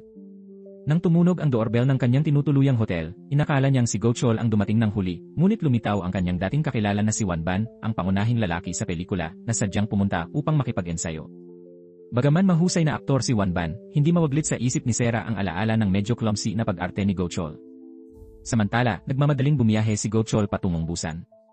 Pagdating niya, nadatnan niyang magkasama sina Sera at Won-ban sa isang tila malapit na sandali na nagpasiklab ng selos sa kanyang dibdib. Sakto namang lumapit si Haeryong at nagyayang uminom. Upang alamin ang lihim na 25 taon na ang nakalilipas, pumayag si Go Chol. Habang umiinom, maingat niyang tinanong si Haeryong kung mayroon ba silang sikreto ni Do-won. Umamin si Haeryong na meron, ngunit tumangging magdetalye. Sinubukan pa niyang hikayatin si Go Chol na maging kanyang ahente at inalok siya ng dobleng sahod. Mariin itong tinanggihan ni Go Chol at sinabing para lamang kay Sera siya magtatrabaho sa industriya. Dahil sa pagtanggi, nagkunwaring lasing si Haeryong at napilitang ihatid siya ni Go Chol pauwi. Ayaw man, inalalayan niya ito papasok ng elevator, hindi niya alam na nasaksihan ito ni Sera. Nagmamadaling ipinaliwanag ni Go Chol ang sitwasyon, ngunit nagalit na si Sera, iniisip na sinadya niyang samahan si Haeryong. Pagbalik sa hotel, halatang balisa si Go Chol at paulit-ulit na nagbuntong hininga tungkol sa kanyang nasirang reputasyon. Nang suriin niya ang kanyang telepono, nakita niya ang maraming mensahe ni Sera na ipinadala habang siya ay kasama ni Haeryong. Nais sana niyang tumugon, ngunit naalala ang malapit na eksena ni Sera at Won-ban kaya pinili niyang manahimik. Sa set ng pelikula, lalo pang pinakitaan ni Won-ban ng malasakit si Sera, pinupuri ang kanyang kakaibang kislap at ibinabahagi ang mamahaling bento na ipinadala ng kanyang mga tagahanga, habang simpleng pagkain lamang ang kanya. Muling nakadaman ng selos si Go Chol. Bumulong si Namjo kay Go Chol na 25 taon na ang nakalilipas, usap-usapan na nagkaroon ng relasyon sina Sera at Won-ban. Wika niya, walang usok kung walang apoy, at ibinunyag na tinanggap lamang ni Wanban ang papel dahil kay Sera, ang kanyang unang pag-ibig, at sinasabing hindi siya nag-asawa dahil hindi niya ito malimutan. Pagkatapos ng shooting, bumisita sila sa parehong kainan ng sabaw na pinuntahan noon. Namangha si Sera na halos walang nagbago, maging ang lumang karatula. Habang kumakain, patuloy na nilagyan ni Gochol ng hipon ang kanyang mangkok at itinuro ang pinakamainam na paraan para tikman ang sabaw sa estilo ng Busan, eksaktong gaya ng ginawa ng detective na nakasama niya noon. Sa gitna ng pagkain, ipinaliwanag ni Gochol ang nangyari kagabi. Nang marinig ni Sera na hindi lang niya inihatid si Haeryong kundi nakipag-inuman pa rito, lalo siyang nagalit at pinagalitan siya dahil niyakap pa raw ang babae. Sa inis, isang lagok ng soju ang nilaklak niya. Nang mabanggit ni Sera na iniisip niyang makipag-rehearse ng eksenang may halik kay Wanban, naging mapait ang tono ni Gochol at mahigpit na sinabing dapat kumonsulta muna siya sa kanyang ahente bago pumayag sa ganoong eksena. Matapos ang isang bote ng soju, bahagyang nakainom, hinawakan ni Gochol ang kamay ni Sera at taos-pusong nagsorry nang angakong hindi na muling inom kasama ang iba kundi siya lamang. Pagkatapos, hiniling niyang doon siya matulog sa kanyang kwarto, ngunit pinili ni Sera na matulog sa ibaba. Sa kwarto ni Sera, maingat na sinyasat ni Gochol ang bawat sulok gamit ang isang detektor, nangangambang may nakatagong kamera. Gaya ng inaasahan, pagsapit ng hating gabi, isang nakabelo na tao ang pumasok at tinangkang patayin siya habang natutulog. Ngunit dahil sa mga paghahanda ni Gochol, nabigo ang umaatake. Naghintay na siya at agad na nakipaglaban. Habang nagtutunggali, pinilit niyang alamin kung sino ang nag-utos, ngunit tumanggi ang lalaki at nakatakas. Kinabukasan sa set, napansin ni Sera na sadyang pinapalit ni Gochol ang kanilang mga kwarto kagabi. Sa biyahe pa uwi, hindi mapigil ang kanyang pag-ubo kaya inakala ni Sera na siya ay may sakit. Bumili siya ng mga sangkap upang ipagluto ito ng lugaw. Nang matuklasan niya na ang PIN code ng pinto ay 0728 at naalala ang mga kamakailang salita at pag-aalaga ni Gochol, nakumpirma ni Sera na siya ang detective mula sa Busan 25 taon na ang nakalilipas. Pagpasok niya, tahasang tinanong ni Sera kung may itinatago si Gochol, ngunit nang hindi ito umamin, pinili niyang huwag na lang pag-usapan. Naghanda siya ng masarap na pagkain para kay Gochol, ngunit nang matapos, mahimbing na itong natutulog. Tahimik niyang tinapan ito ng kumot, kumikislap ang mga mata habang nakatingin sa kanya. Hindi niya inakalang ang minamahal niyang si Mr. 0728 ay matagal nang nasa tabi niya. Pag-alis niya, nakita niya ang isang lumang litrato nila sa harap ng Busan Soap Restaurant na lalong nagpatibay ng kanyang hinala. Nang magising si Gochol, masayang kinain ang lutong pagkain ni Sera. Sa parehong oras, lumabas ang balita sa entertainment tungkol sa mga chismis kina Sera at Wanban, kalakip ang mga larawan ng kanilang malapit na interaksyon sa set. Nabasa rin ito ni Sera at tinanong si Do-won kung bakit hindi niya pinabulaanan ang balita. Ipinaliwanag ni Do-won na si Wanban ay isang sikat na bituin samantalang si Sera, kahit may matagumpay na pagbabalik, ay isang dating aktres na bahagyang kumupas na ang pangalan, at ang pagkakaugnay kay Wanban ay makakatulong sa kanyang kasikatan. Sa halip na sundin ang plano ni Do-won, tahasang itinanggi ni Gochol ang chismis sa publiko. Galit na galit, tinaas ni Do-won ang kanyang kamay upang sampalin si Gochol, ngunit mariing pinigilan siya ni Sera. Hindi pa rin marunong makiramdam si Do-won at iminumungkahi pa rin tuluyan ng makipag-date si Sera kay Wanban at harapin ang katotohanan. Sa harap ng kinatawa ng kumpanya, tumalim ang tingin ni Gochol, malinaw ang kanyang paninindigan na protektahan si Sera anuman ang mangyari. Sa parking lot, napansin nila ang isang trainee na kausap ang mga executive. Mula pa kanina, may kutob na si Sera na may kakaiba. Naalala niya ang pagkikita nila ng trainee sa banyo ng kumpanya kanina. Dahil sa kanyang kutob, sinundan ni Gochol ang trainee gamit ang kotse niya at nakita niya itong pumasok mag-isa sa isang gusali. Upang makasiguro, pumasok din si Gochol at napansin na mahigpit ang seguridad. Ang trainee ay tila umakyat papunta sa rooftop. Para kay Sera, pamilyar ang lugar na yon, na parang iyon din ang gusaling minsang pinapunta siya ni Do-won upang pagsilbihan ang ilang makapangyarihang tao sa ilalim ng kunwaring pag-aalala. Paglabas ni Gochol ng gusali, naghintay sila ni Sera ng mainat hanggang gabi. Nang sa wakas ay lumabas ang trainee na umiiyak, nakita nitong natutulog si Gochol sa loob ng kotse. Mag-isang nilapitan ni Sera ang dalaga. Upang masira ang depensa nito, ikinuwento niya ang sarili niyang mapait na karanasan noon, ngunit nanatiling alisto ang trainee. Pinaghinalaan niyang ipinadala si Sera ng kumpanya upang subukan ang kanyang katapatan at dali-daling tumakbo palayo ng walang pasabi. Nilapitan ni Gochol si Sera at ipinaliwanag na nakatagpo na siya ng ganitong mga kaso noon. Sa nakaraan, habang nasa kriminal na dibisyon, isang bagitong aktres ang nalasing at ginahasa, dumating sa istasyon ng pulis na bugbog at sugatan. Pinangakuan siya ng isang pelikula, ngunit nabiktima ng panlilinlang. Nangako si Gochol na mahuhuli ang utak ng krimen, ngunit nang matunton nila si Chairman Ju, bigla nitong ipinatigil ang lahat ng aktibidad. Dahil dito, napagalitan si Gochol at inilipat sa traffic division. Kalaunan, sa matinding desperasyon, nagpakamatay ang dalaga, isang alaala na hindi niya kailanman malilimutan. Kinabukasan sa set, humingi ng paumanhin si Sera kay Wanban ukol sa mga kumalat na chismis. Malayo sa pagkagalit, inamin ni Wonban na tinanggap niya ang papel dahil sa kanya o sa imahe ng Sera na naalala niya noon. Maging si Tae-suk ay nagbiro at hinikayat si Sera na ligawan na si Wonban. Nang tumanggi si Sera, pinaghinalaan ni Tae-suk na si Go-chol ang dahilan. Iginiit ni Tae-suk na si Go-chol ay isa lamang magandang mukha, ngunit biglang nabigla siya nang ipahayag ni Sera ang tunay na pagkatao ni Go-chol. Agad na nagbago ang tono ni Tae-suk at buong pusong sinuportahan ang relasyon ng dalawa. Samantala, ang pamangkin ni Sera ay palihim na sumali bilang trainee sa entertainment company nang hindi ipaalam sa ina. Sabik itong mag-debut at humanga sa isang senior trainee na nakapasok na sa debut group. Ngunit malamig na sinabi ng senior, may kapalit ang lahat. Hindi agad naunawaan ng pamangkin ang malalim na kahulugan nito. Sa kasamaang palad, nadiskubre ng ina ang madalas na pagliban ng anak sa klase. Nang silipin ang bag nito, natagpuan niya ang access pass ng kumpanya at napagtanto niyang pinili ng anak ang parehong landas na tinahak ni Sera noon. Nagitngit ang ina at nangakong hinding-hindi niya hahayaan ang anak na sundan ang yapak ng kanyang tiyahin. Nang malaman ng ina na si Sera ang pumirma ng consent form, agad siyang nagpunta sa Goshiwara upang kumprontahin ang kanyang kapatid. Labis ang sama ng loob ni Sera. Bagaman malaki ang bahagi ng kanyang alaala ang nawala mula nang magbalik siya sa industriya, palagi niyang iniisip ang kanyang kapatid at pamilya, ibinibigay ang lahat ng kinikita niya para sa kanila. Hindi niya maunawaan kung bakit patuloy ang galit ng kapatid. Mariing sinabi ni Baekja na matagal nang pinutol ni Sera ang ugnayan sa kanila at tumangging ipaliwanag pa, binabalaan siyang huwag na huwag nang magpakita sa kanya o sa anak nito. Nagbalik tanaw si Sera sa malupit na salita ng kapatid at napuno ng lungkot ang kanyang puso. Nang gabing iyon, laking gulat niya nang tumakas ang kanyang pamangkin at nagpunta sa Goshiwara upang makipisan sa kanya. Katulad ni Sera, matigas ang ulo ng pamangkin at iginiit na patutunayan niyang kaya niyang maging isang artista. Dinaglaon, muling dinalaw ng pamangkin ang senior trainee, inaakalang papunta ito sa debut preparations. Nakiusap siya na isama siya, ngunit umiwas ang senior upang maprotektahan siya. Lingid sa kaalaman ng senior, palihim siyang sinundan ng pamangkin. Sa gusali, nagsinungaling ang pamangkin sa security at sinabing trainee siya ng kumpanya upang makapasok. Sa pasilyo ng top floor, nabigla ang senior trainee nang makita siya at agad na tumawag upang ibunyag ang panganib ng pamangkin. Agad na rumesponde si Sera at pinilit pumasok sa gusali, sinamantala ang isang sandaling pagkaabala ng mga gwardiya. Sa loob, ang pamangkin ay dinala sa isang silid kung saan isang babae ang humarap sa kanya. Nang maramdaman ang panganib, tumakbo ang pamangkin ngunit nahuli rin. Narinig ni Sera ang kanyang sigaw sa pasilyo, mabilis niyang sinunggaban ang pamangkin at sabay silang tumakbo papunta sa emergency stairs. Ngunit hinabol sila ng babae. Habang papalapit ito, inutusan ni Sera ang pamangkin na tumakas at siya mismo ang humarap sa babae. Buti na lamang, mas maaga pa'y naitawag na ni Tae-suk ang pulisya tulad ng hiling ni Sera.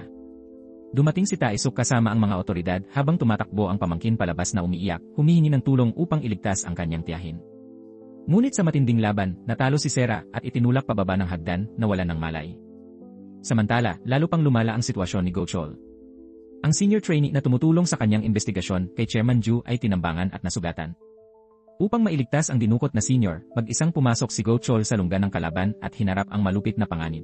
At dahil sa signal mula sa kanyang senior, matagumpay na naaresto ni Go-chol si Si-young, ang midleman. Ngunit napakatuso ni Si-young at sinamantala ang kabuluhan upang makatakas. Sa oras na yon, nakatanggap si Go-chol ng mensahe mula kay Tae-suk na nagsasabing malubha ang kalagayan ni Sera. Nang marinig ito, iniwan ni Go-chol ang lahat at agad na nagmaneho papuntang ospital. Mula sa kanyang pamangkin ay nalaman ni Go-chol ang lahat ng pinagdaanan ni Sera. Habang nasa koma at malubhang sugatan si Sera, bumalik si Go-chol kasama ang nakatataas na opisyal sa gusali upang magsagawa ng investigasyon. Ngunit tila handa na ang utak sa lahat at nabura na ang lahat ng mga surveillance camera. Ibinunyag ng nakatataas na opisyal kay Go-chol na ang umuupa sa pinakamataas na palapag ng gusali ay isang entertainment company. Matagumpay ang operasyon kay Sera ngunit hindi pa siya nagigising. Habang nasa koma na naginip siya. Sa kanyang panaginip ay nakita niya ang isang batang babae na nakatira sa dormitory area. Inililibot siya ng bata at tinutulungan siyang maalala ang mga nawalang alaala sa loob ng 25 years mula nang mangyari ang aksidente sa sasakyan. Sa gabay ng bata, unti-unting naalala ni Sera ang mga nakalimutang alaala. Lumabas ang katotohanan na matapos ang aksidente noon, napakatagal bago siya nagising. At nang magising siya, nagbago na ang lahat. Sa paglipas ng panahon, nawala ang dating ganda ni Sera.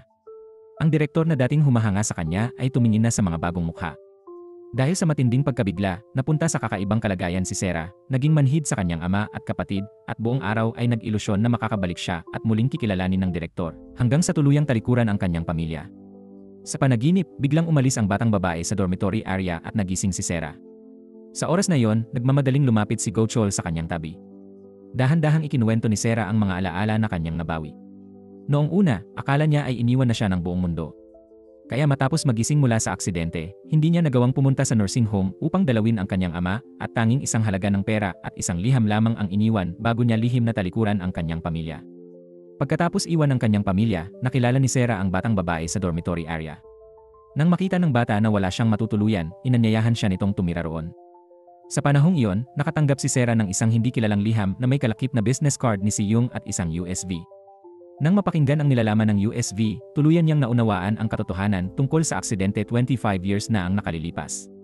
Kaya't nagtungo siya sa utak ng lahat, si Counselor Min, at inakusahan ito na sinira ang kanyang buhay. Ang aksidente ay sinadya mismo ni Counselor Min subalit hindi natakot ang konsehal. 25 taon na ang nakalipas at kahit ay demanda siya ni Sarah, lagpas na ang kaso sa Statute of Limitations. Hindi sumuko si Sarah. Si Counselor Min ay kasalukuyang pinaka-promising na kandidato sa pagka-mayor. Nangako si Sarah na ilalantad sa media ang lahat ng maruruming gawain ng konsehal at ang pakikipagsabuatan nito sa entertainment industry. Inutusan ng konsehal ang kanyang assistant na kontakin si Yung at personal na patayin si Sarah. Dahil sa utos ng konsehal, inutos ni Yung sa driver ng truck ang ikalawang aksidente na ang target ay si Sarah. Ngayong binalikan ng nakaraan, puno ng pagsisisi ang puso ni Sarah para sa kanyang pamilya. Patuloy siyang pinapalakas ng loob ni Go Chol, sinasabing kung ang isang tao ay matagal na nakulong sa dilim, hindi na niya makikita ang daan sa unahan. Ngunit ngayong nalampasan na ni Sarah ang dilim, wala nang dahilan upang pasanin pa ang bigat ng nakaraan.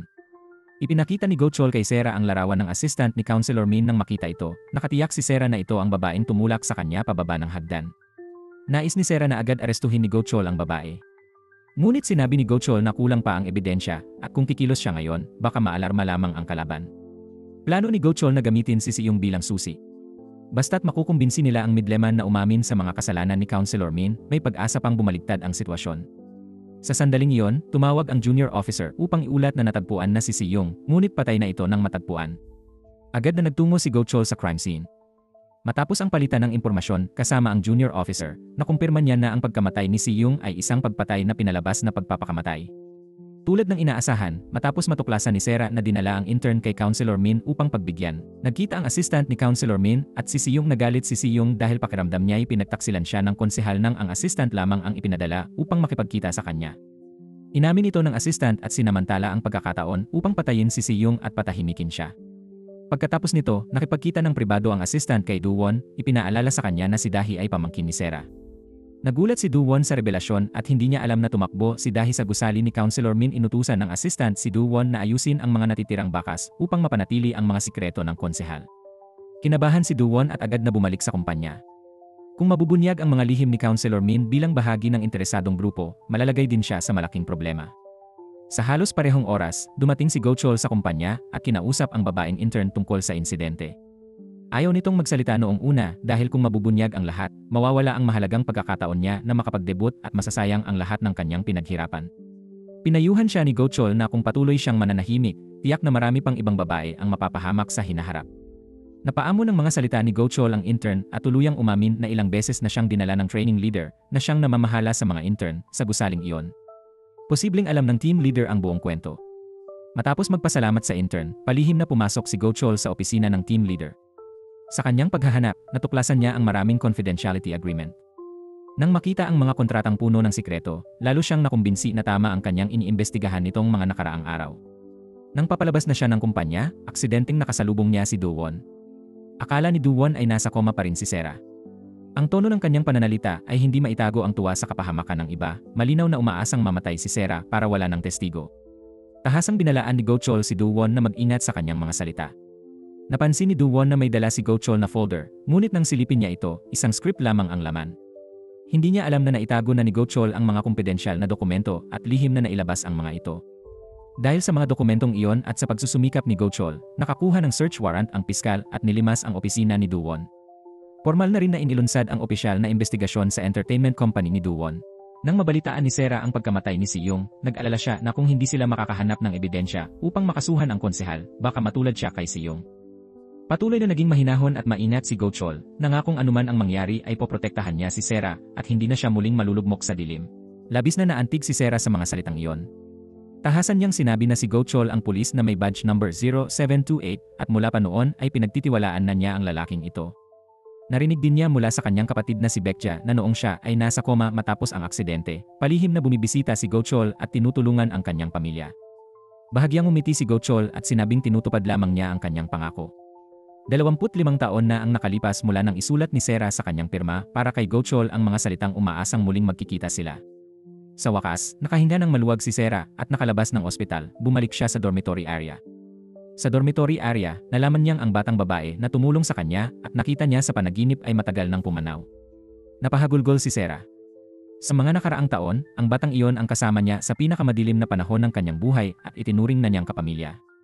Hanggang sa kahit patay na ang bata, patuloy pa rin niyang kinakausap ang sarili na parabang buhay pa ito, nakikipag-usap at nakikipagtawanan tulad ng dati. Ngayon, umiiyak si Sera sa harap ng isa pang dalaga sa dormitory area at ibinubuhos ang bigat ng kanyang puso, ang matagal ng pagkakasala sa kanyang pamilya. Sa labas, narinig ng kanyang kapatid ang lahat at hindi napigilang maantig. Pagkaraan, natuklasan ni Sera ang pagkaing ipinadala ng kanyang kapatid at napagtanto niyang hindi siya kailanman iniwan ng kanyang pamilya. Sa pag-aalaga ng pamilya at suporta ni Gochol, nagpasya si Sera na bumangon at muling magbalik sa pelikula. Hindi niya papayagang mangyari muli ang pagkawala ni Sera. Bago ang pagkuha ng pelikula, sinabi ni Sera kay Taisop na siguraduhin bago at maaliwalas ang kanyang make-up at huwag hayaang magmukha siyang bagong galing sa ospital. Masayang sinalubong ng lahat sa film crew ang pagbabalik ni Sera, maliban kay Haeryong na sinadyang itulak siya. Hindi na pinansin ni Sera ang lumanggawi at nangakong ibabalik ang lahat sa simula. Sa mga sumunod na eksena, sinamantala ni Haeryong ang role at sinampal si Sera, ngunit gumanti si Sera ng malakas na sampal. Sinabi niya kay Haeryong na maghintay dahil ilalantad niya ang lahat ng kasalanang ginawa nito. Matapos mabawi ang kanyang mga alaala at makuha ang lahat ng nararapat para sa kanya, nagtungo si Sera sa nursing home kung saan naninirahan ang kanilang ama. Naalala niya ang USB na iniwan niya noon para sa kanyang ama. Matapos ang mahabang paghahanap, natagpuan ni Sera ang USB. Sa loob nito ay may recording ng pag-uusap ni Do-won at Haeryong na naganap 25 years na ang nakaraan. Sa pag-uusap, kapwa nila binanggit ang isang konsehal at sinabi nitong nais patayin si Sera. Noon, gustong samantalahin ni Haeryong ang pagkakataon at hinikayat si Do-won na makipagtulungan sa kanya. Basta't mamatay si Sera at may suporta ng konsehal, hindi na magiging isang ordinaryong manager si Do-won at matagumpay na mapapalitan ni Haeryong ang posisyon ni Sera. Noong una, tumutol si Do-won hanggang sa isiwalat ni Haeryong na may isang stylist na nakarinig sa kanilang pag-uusap kasama ang konsehal. Alam ni Haeryong na para sa konsehal, si Sera, na nakakaalam ng kanyang mga lihim, ay magiging hadlang sa kanyang pagtakbo sa eleksyon. Tanging sa pag-aalis lamang ng hadlang na ito maaring makalakad ng walang sagabal sa hinaharap ang konsehal at si Sera, matapos marinig ng estilista ang nilalaman ng tawag sa telepono. Kinailangan ni Do-won na maging malupit at sa huli ay nakipagtulungan siya sa konsehal upang magkunwaring aksidente sa sasakyan para patayin at patahimikin siya. Ang konsehal, na noon ay may pagnanasa kay Sera, ang siyang misteryosong lalaking may suot na relo. Noong panahong iyon, isang nakababatang miyembro ng konseho na si Councilor Min ang tumulong sa kanya. Kalaunan, ibinigay ng konsehal ang relo at ang kanyang pamana sa politika kay Councilor Min, dahilan upang siya ang maging konsehal na si Min sa kasalukuyan. Alam na alam ni Sera ang lahat ng lihim na ito. Kaya, sa film set sa oras na yon, hindi na siya natakot. Habang nagaganap ang pagkuha ng eksena, sinampal niya ng paulit-ulit sa mukha si Haeryong at hayagang idineklara na pababagsakin niya ang sinumang gumagawa ng kasamaan tulad ni Haeryong.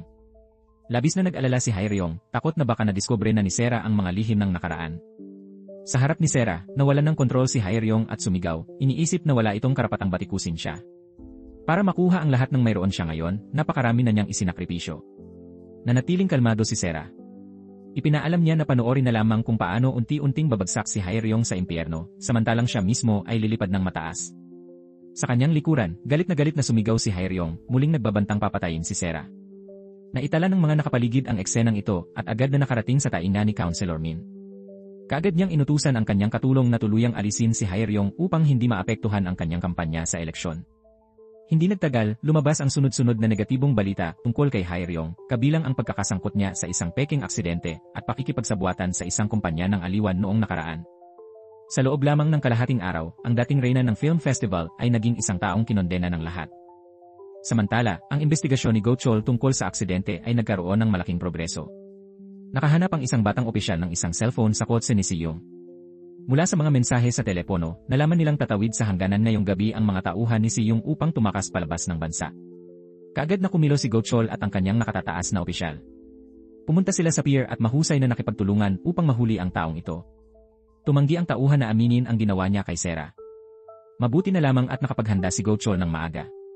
Ilang araw na ang nakalipas, upang patahimikin ang biktima, hindi nag-atubiling pumunta sa ospital ang tauhan at sinubukang bunutin ang tubo sa paghina ng driver na sanhi ng aksidente. Ngunit dahil sa pag-aayos ni Gochol, nailigtas ang driver. Upang maprotektahan ang sarili, matapos hikayatin ni Gochol, tumayo ang driver at inakusahan ang tauhan ng chairman na siya ang nag-utos na patayin si Sera. Nang makita ng tauhan na lantad na ang katotohanan at wala ng paraan upang itanggi ito, napilitan siyang yumuko at aminin ang kanyang kasalanan. Bukod pa rito, natuklasan din ni Gochol na ang taong nagpadala ng recording kay Sera ay si Duwon. Ngunit alam ni Gochol na hindi ito ginawa ni Duwon dahil sa kabutihan, kundi upang gamitin si Sera para putulin ang maruming ugnayan sa pagitan niya at ng konsehal. Pinuntahan ni Sera si Duwon, nais siyang bigyan ng huling pagkakataon, umaasang aamin siya sa kanyang mga ginawa. Hindi pumayag si Duwon. Tulad ng estilista, napakarami na rin niyang isinakripisyo upang marating ang kanyang kinalalagyan ngayon.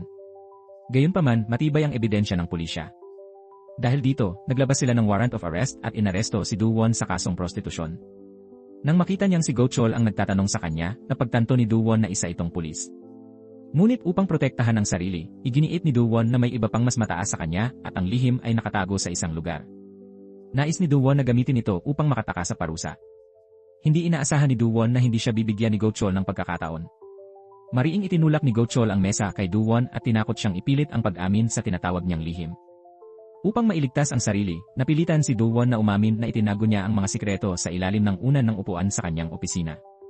At totoo nga, natagpuan nila ang isang maliit na kwaderno sa ilalim ng unan na puno ng mga lihim sa pagitan ni Duwon at Councilor Min.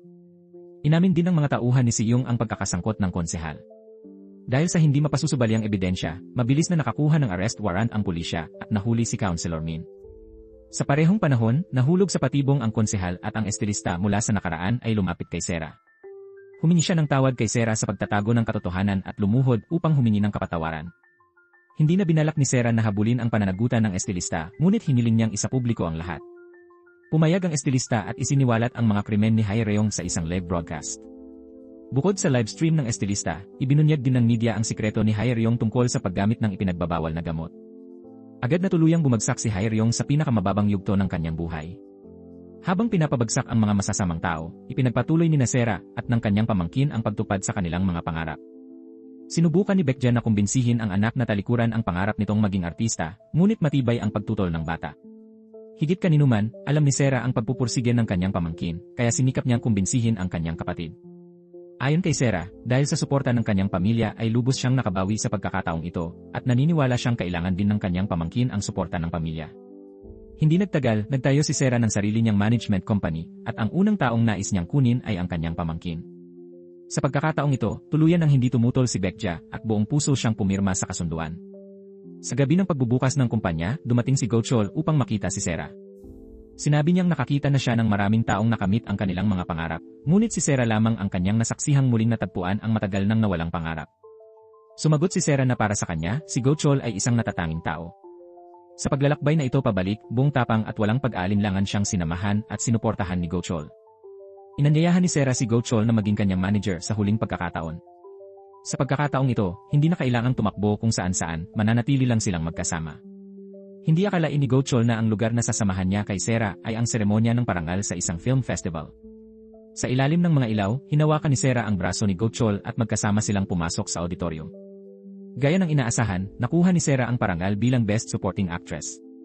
Pagkaraan ng 25 taon, muli niyang naranasan ang maningning na sandaling para sa kanya lamang. Nang nakatayo na siya sa entablado upang tanggapin ang parangal, pinasalamatan ni Sera ang bawat kamag-anak, kaibigan, at kasamahang kailanman ay hindi siya iniwan, at lalo na ang kanyang mahalagang manager, ang kanyang Mr. 0728. Pagkatapos ng makinang na seremonya ng parangal, biglang naglaho si Gochol ng walang bakas. Nang sagutin ni Sera ang panayam ng mga reporter at tanungin tungkol sa kanyang ugnayan sa manager, tugon niya ay isang napakahalagang tao si Gochol para sa kanya. Bigla na lamang, mula sa karamihan, nagtanong si Gochol kay Sera, paano kung ang taong iyon ay hindi lamang nais maging isang normal na kaibigan, kundi maging isang matatag na kasama na makakasama mo patungo sa liwanag. Tumango at mumiti si Sera. Iyon ang uri ng relasyon na kanyang hinahangad. Sa sandaling iyon, lumapit si Sera kay Gochol, ang Mr. 0728 na tunay na kabilang sa kanyang buhay. Dito nagtatapos ang serye na In My Troublesome Star. Maraming salamat sa inyong pagtutok at sana'y magkita-kita tayong muli sa susunod na kwento. Paalam!